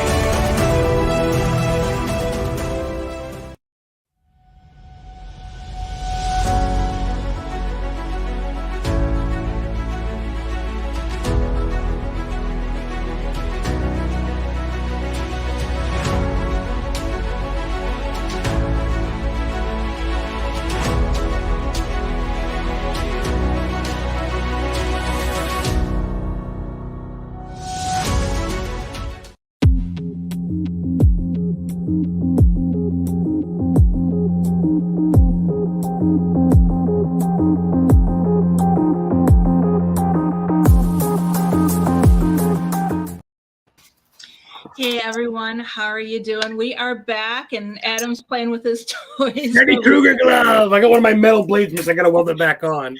I do love your display behind you. I can't wait to get, right now I'm at my kitchen table. I can't wait to get an office so I can actually have all my stuff out. Check it out. Well, like I said, I was homeless for a year, almost about 2 years until mom died. I kind of lost my shit. And I lived in an RV with no power, shit in the woods and squatted the whole nine. Not to get personal.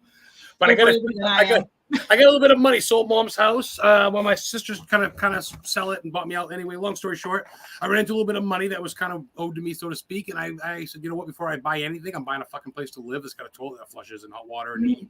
So I got this place up in Maine, and I bought it and own it. It's on someone's land. I only pay $255 a month lot rent, and I own the place.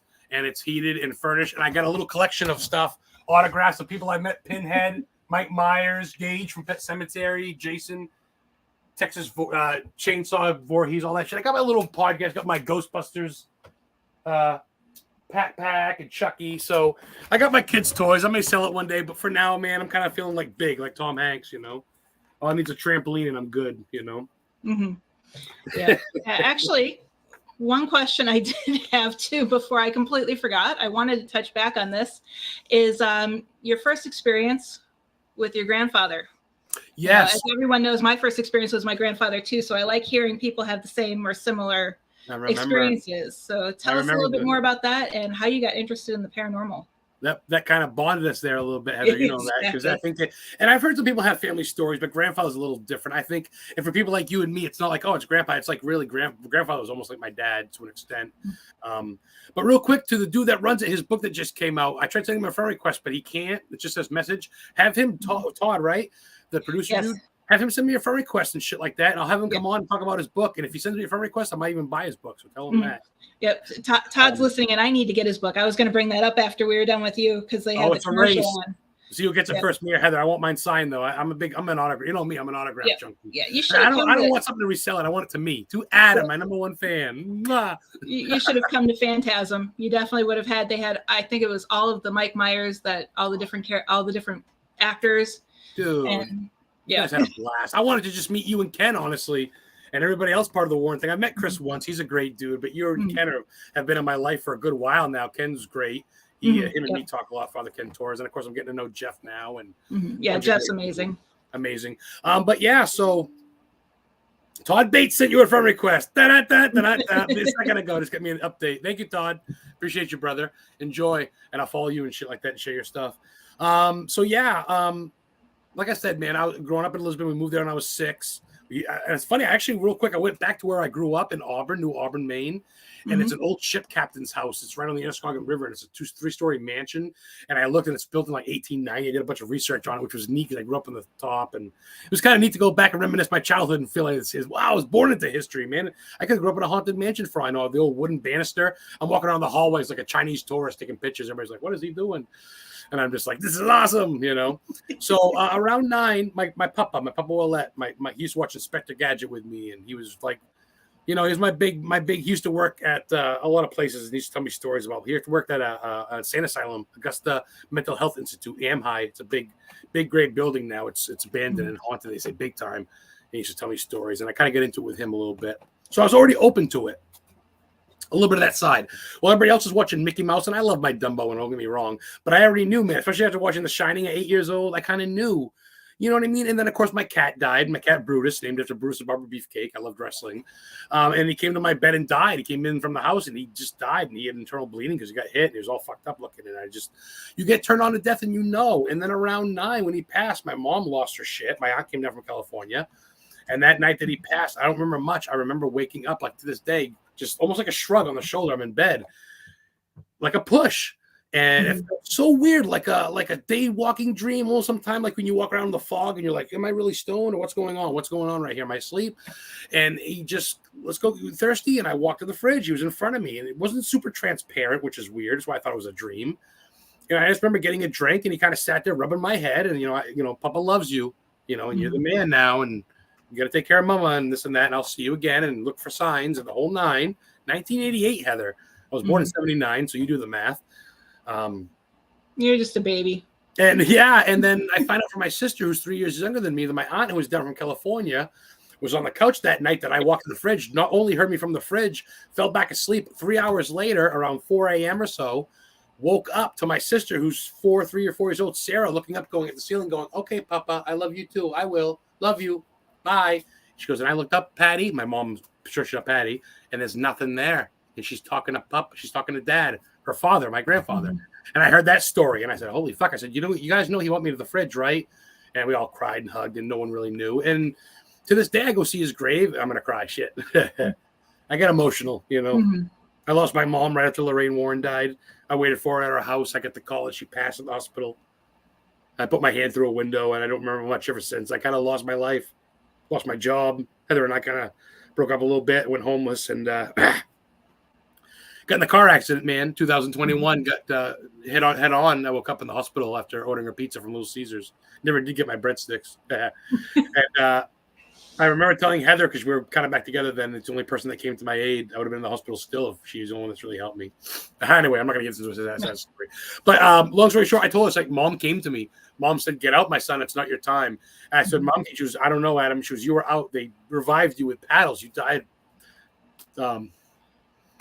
I said, my airbags are orange, which airbags are white. And I'm like, my mom came to me, and bystanders say I did crawl out on my own, I guess.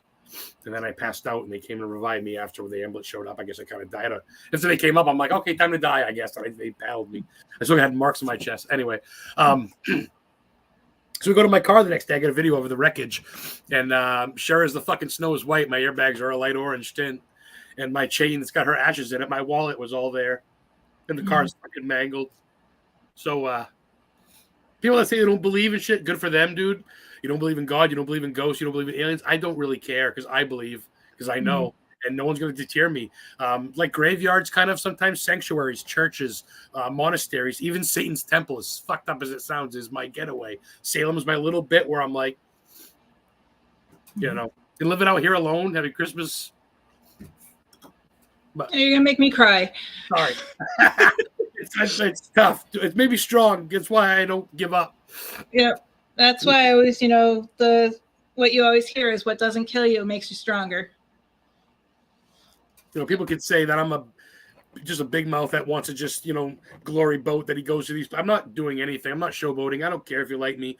I'm proud that I'm going to where Pet Sematary was filmed. I'm proud that I'm in front of Ed and Lorraine Warren's gravesite. I'm proud that I'm at the house made out of tombstones or Gettysburg or the Salem sign. And if you don't like it, unfollow me, block me. I don't, you know what I mean? I've lost my best friends died of cancer.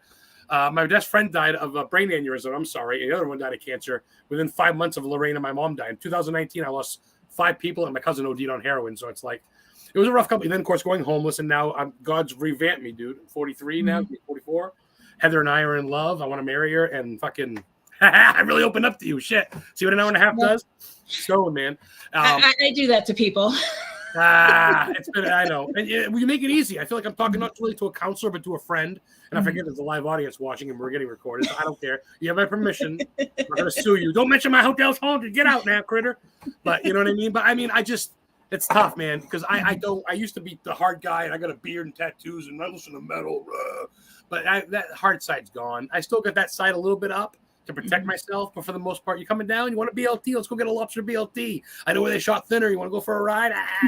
And I am a little much for some people, and I get that. But man, oh man, honestly, I don't have a friend in sight. It's just me and Heather. That's why all my videos, I'm alone. All my friends are dead or moved on, and no one really gives a fuck. No one's in Maine. So I do my thing. I'm kind of a part of the Warren legacy. I honestly haven't done shit with them. I haven't really done much. I talk to them, but there's no cases I work on. I just do my own YouTube stuff. I post videos a lot of me going to places. And there's my heater again. And I just, I do my show once a week now, my vodcast. I got some cool guests coming on every Friday, and I talk to whatever people like you, Heather. Interesting folks that I feel like make a difference. I look up to you and what you do, and it helps me go, I look at you and I go, okay, I kind of learn from what you do, good and bad. And then I kind of, where you go, I put down a bucket list, man. So that's cool. And I hope you do the same with me. So, I do. I check out your site. And it's like, oh, I need to research that. I see you. Yeah, and of course, I mean, I kind of overdo it, but I can't help it. Every day, I'm like, some people go, oh, I post every other day. I go, okay, so you post every other day. Your kid playing Twister, eating an Oreo cookie. I post every day of me going to a graveyard. If you don't like it, don't follow me, dude. Like, if people don't like me, don't whatever. Because there's some people that like that John Bernier guy. Thank you for the info. You taught me something new. Every day I go, I want something new. I go to Adam's page. I go, it makes me blush. Keep saying it. So, I need to get back to my social media posting. I've been quiet lately. Some people even wondered if I was still active. You went to the ringer, girl. I kind of knew a little bit. I mean, friends keep us in contact. You kind of let me know you're going through it. But yeah, you went absent for a while, but you've been between family, the holidays, and of course, got your surgery. You're a trooper, Heather. You could just hang up your gloves and be like, I'm done. I need to fucking sit and watch Golden Girls for the next 30 years. But you're still going out it. I love Golden Girls. I don't like being this. This is killing me because I haven't left the house since my surgery. And that was on the 16th. You're itching. Yeah, because you were out all the time. Just driving. Yeah, I did get out once. My mom and dad came to visit the day after Christmas for a few days. And we went to the antique mall here in town. And I made it up 2 aisles and came home. And my whole leg and foot was swollen. So I'm like, yep. Took a week off the rest, didn't you? Too soon. You pushed it. Antique store shopping's fun, but you pushed it, didn't you? Yeah. Yes. Took a week off on the couch and fucking, yeah. But I know you. Your brain's moving 100 miles an hour. It's just your body's like, chill, Heather. Yeah, you should see my to-do list. It's what are your first places you want to check out when you get the strength? Well, I want to get back up and doing. I need to go back to John's Pass and do some more research, just because I'm working with the tour boat company that we take the tours on. We're looking to do. I've reached out to them several times and they're interested, but I just haven't had time to talk to them or show them a plan yet. But we want to do boat tours, but haunted, to show the haunted history of the area. That's really inventive. That's what I want to do. I don't want to do the same old come have a pizza, stay for 3 nights and leave. I want to do something kind of a boat tour. Yeah. Ooh. So it would be a candlelight walking tour of the actual fishing village, because it's a whole boardwalk that's along the water. And then getting in the boat and going around just before sunset and talking about the different haunted locations, and then going out into the Gulf to watch the sunset, and then back in. And we would probably, I'm thinking of doing a triangle in the horizon. There's Bermuda Triangle. Yeah. Oh, fuck the other coast. We're coming down to Florida. I'm going. What's funny is I just discovered, because we're near St. Petersburg. Yeah. And there's an actual boat company that will take you from St. Petersburg to Key West, and it's only a couple of hours. where if we were to drive there, we'd have to drive 5 hours to Miami, 6 hours to Miami, and then another 3 to 4 hours from Miami, if not longer, just to get there. So I'm like, a couple hours on a boat? Sure. Oh, beautiful view. No, right. You don't have to worry about driving. Who's going to jump out in front of me? It's all, yes. And they let you bring your luggage on so you can, and they go, it leaves in the morning from St. Augustine and at night from Key West. So you can go stay in a hotel, or you can just go for the day. Bring your snacks, whatever. Just bring your backpack full. And see, I like driving, but back road stuff, that to me is main road to get there. And you're not really seeing sights. You just, fuck that. Take the boat.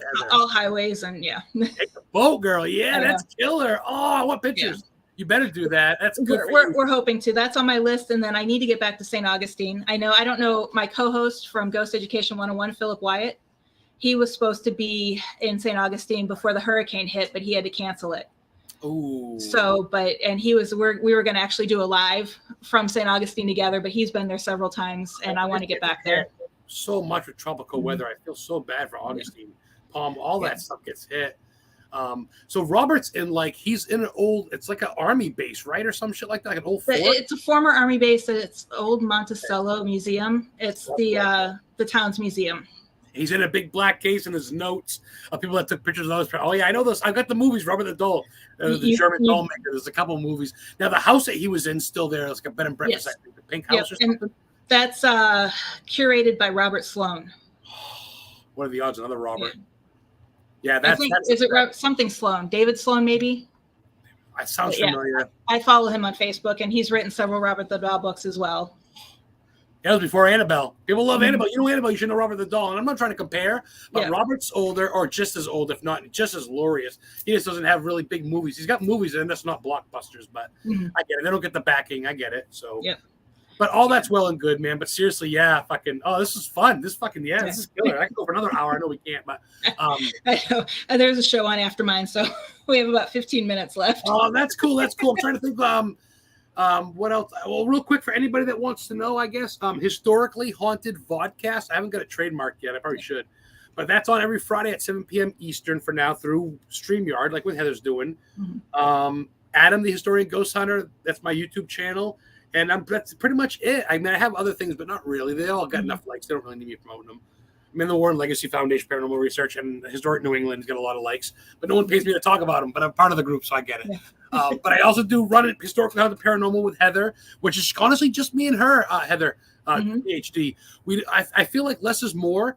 And also, too, we can collaborate with other teams without being like, oh, Tommy might get mad that we're jumping ship or whatever. There's less drama with less, and I feel like we have more buoyancy, more openness to, right. You know what I mean? Yep. So, like you and your husband and your son do it, but at the same time, you work with anybody. You're not like... Right. Yeah. I was part of a team when I first because I've been researching for more than 30 years. That's true. I joined a team when I was in Vegas. A friend of mine ran a team, and nothing against the team. It just didn't follow the same, I don't want to say ethics, because it really wasn't ethics, but just the same research patterns that I did. Like, I was talking to Todd before we went live. There was one girl on the team and she was a team lead on investigations, and she openly admitted she never listens to her digital recordings. It's like, why bring the digital recorder if you're not going to listen to it? Are you kidding me? And there was a lot of pettiness, as I was, I don't want to say that I was getting more attention, but I was producing more for the team. I was helping them get events, and the newcomer, I came in like a wrecking ball. I will admit that, but I was trying to help the team do things right, and they weren't. And even because the founder of the team actually moved to Florida. I always joke that I can't get rid of him. He moved a couple months after I did, but his dad lives here in Florida as well. And he goes, no, you're right. The team needed, to change. It needed, it wasn't running right. And I, made him realize it. And I'm still good friends with, the director and his assistant director. We still do things together and we still talk, but the team has fallen apart essentially. And that's why when I started Exploration Paranormal, it was my husband came on board because he didn't want me going alone. My son came on board because he was always interested, but we knew I wanted to keep it to the three of us or maybe bring on a fourth to help. But I liked it small and that it was them because I knew I trained them right. Well, right. It's kind of like your own. Plus, if you have a problem, it's not like they're going to go cry to their buddies. It's your family. You know what I'm saying? It's not going to go, oh, so-and-so's a bitch or whatever. Yeah. No. But did you work with just go to his mom? You're grounded. Now get to your room and you look at that research. Did you work with a historian guy, some sort of to get like a label, a historian name? I remember him on one of the shows you were on. Wasn't there like a historian guy from Arizona you worked with that came in on one of the cases, or am I dreaming about that? Yeah, no, I did interview Ike Enzi, but he was a Bigfoot explorer. Historian, right? Yeah. That might be the same guy I'm thinking of, because he seemed to have a lot in the cryptozoology field, which we touched on earlier, which I find intriguing. I mean, I feel like that field doesn't get enough love. Everybody's all about the ghosties, which is cool because it is humans. But I mean, I don't know, man. I still look back to the connection on that shit. Like even aliens, that's cool. You think that shit too, huh? There's aliens out in Florida for sure, especially how we used to be in Nevada. I mean, Area 51's right below you. I forgot. Yeah, it was only 2 to 3 hours away. It wasn't very far away from us. And that was one thing we never had a chance to down do. the dirt road to the entrance, the big entrance, and people come out in trucks with binoculars. I go, oh, I just want to do it once. Just a warning. I'll leave. Have you ever been there? I'm trying to think. I think it was in Real Haunts Ghost Towns, but they're the Macaw School of Mines, that museum that we went to and did investigations at. Oh, yeah. The minings. Yeah. The yellow train car that they filmed. It was in the front of the outside train car. That was actually donated by Area 51. Shut up. Yeah. And when we video, did you? What was that? Wasn't it mentioned in the show that it should have been, because I think Cindy talked about it, the curator. I'll have to rewatch it. I got it saved on whatever fucking Netflix. Right. But she I don't remember that getting mentioned. We did invest. I actually saw the apparition of a little boy always playing around that train. If you looked under the train from like the other side of the museum, you could see little feet. Oh. And when you would take your EMF detector, and if you went around the yellow train, it would like spike the whole way. But the minute you crossed back, there was a white people carrier almost next to it that was attached to it. The minute you crossed from the yellow train to the white car, it flatlined. It was done. He's hanging out in the yellow car. He's hanging out. But just the fact that the train is from Area 51 and the spikes on the EMF detector and all of that stuff, and it was very interesting. It was one of those I didn't want to move because I wanted to do more, because we fell into that location. We were I was already volunteering there and doing stuff because I published a kids newsletter. So I would go, and when they would have their open houses, I would bring crafts and stuff for the kids. So I was already volunteering there. And one day, it was when I was part of the team that I was on, I had said, hey, they do this big Halloween event that lasts all of the month of October, where they open up the mine at night and they have it decorated like a little haunted house. And so I had said, hey, why don't you let us do random tours, throughout the month, that we bring in kids or, and their families to do a mock investigation to show them what we do. And at the time, didn't know it was haunted, didn't think anything of it. And they said, yeah, sure. Well, during these mock investigations, we were getting activity. And we were getting answers. We were getting EVPs. We were getting, and it was like, okay. So then we started doing investigations there. You're in college, kids. You just graduated. Right. And it was, we held several events there to help, raise money for the museum. And it was a lot of fun. That's cool. I mean, obviously, a couple of bucks in your pocket, at least cover your gas expenses. I get that. But to be humble and to give them a good chunk and to do the right thing, that's what I like. Because there's a lot of shysters in any business, I think.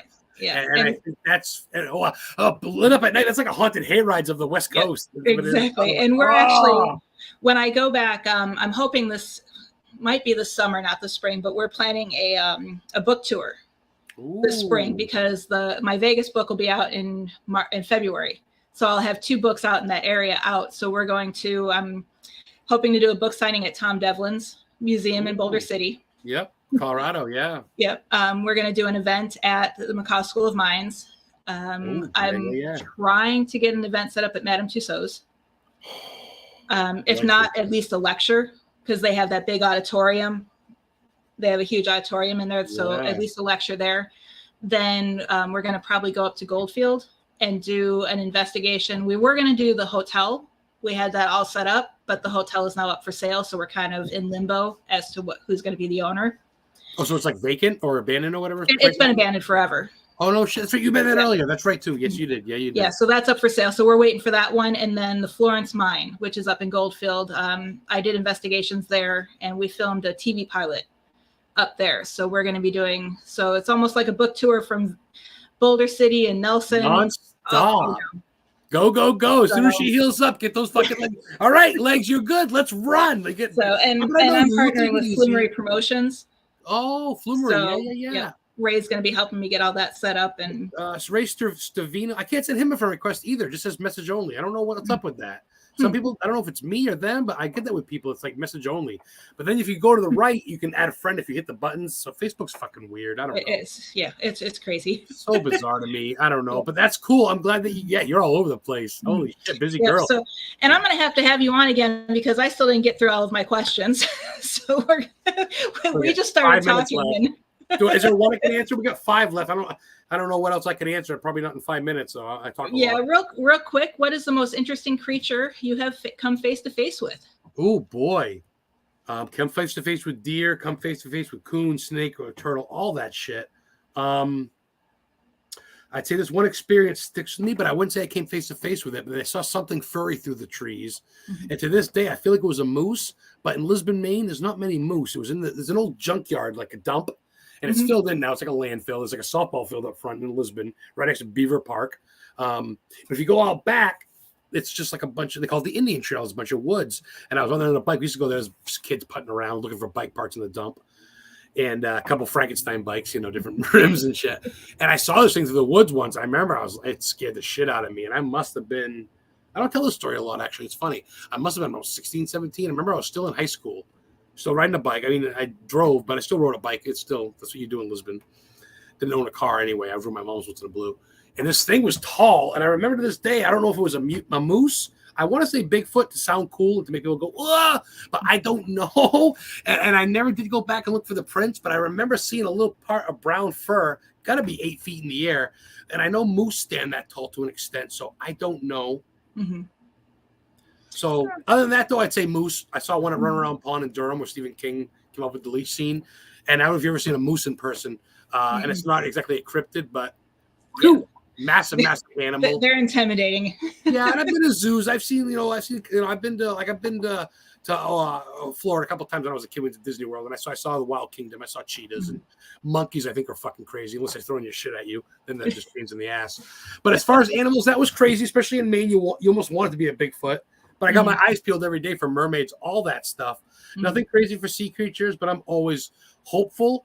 But I don't try to be too much to where it's like I want to scare it away. But I try to be like, I see you. You know what I mean? So I got the open mind still. So who knows? Maybe for the next interview, I'll be able to be like, I seen one, Heather. Exactly. Yeah, we'll definitely have to have you on again. Before we go, remind everybody. You on my show too. Exactly. Yep, definitely. Let me know what dates you have. But before we leave, remind everyone where they can find you. On Planet X. No, just kidding.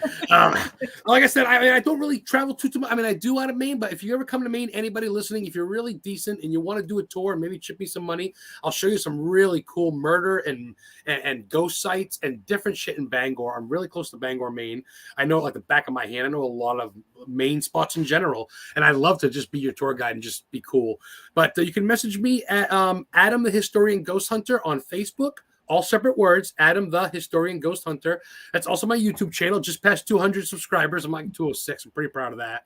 Got a B-52 crash site. A big B-52 airplane landed on Elephant Mountain about a mile from my house. An hour, I mean. And there's pieces scattered everywhere. 7 people died.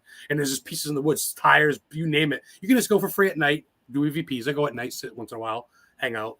That's on my YouTube channel. I also got Historically Haunted YouTube for all my previous shows of Historically Haunted Show on Paranormal King Radio Network. That's on hiatus. And Historically Haunted Vodcast with a V every Friday. That's on Facebook. Like I said, I'm on some different organizations, the Warren Legacy Foundation for Paranormal Research. I'm a historian, Northeast chapter. I'm a member of Historic New England. And I run Historically Haunted Paranormal with my beautiful girlfriend, Heather Leigh, who runs Witch and Life Guide. And other than that, I want to do my first book, and maybe you'll see me. Send me a friend request. I'm pretty chill. If you don't like my shit after a while, I may defriend you, but I'm pretty cool, dude. And I'm just meeting awesome people like Heather and getting to know people like her more. So, yeah, Adam Begin, A-B-E-G-I-N. Begin is my real name. Begin to start French. And Adam the Historian Ghost Hunter at your service. Perfect. Thank you so much for joining us, Adam. I'm really, really excited to have you on and looking forward to having you on again, as well as my being on your show. And thank you, everyone, for watching. Make sure to tune in next week Oh, and the book. I will definitely be in contact with you later. But make sure to tune in next week, Tuesday morning, 10 a.m. Eastern, 9 a.m. Central. I will be joined by Mark Cardenas. He is the founder of the Midnight Paranormal Society, and I've been friends with him for several years. He has a lot of interesting stories that we will be sharing with you guys next week. Again, thank you, Adam, and thank you, everyone. See you later. The truth is here and now on WLTK-DB Talk Radio at WLTK-DB.com.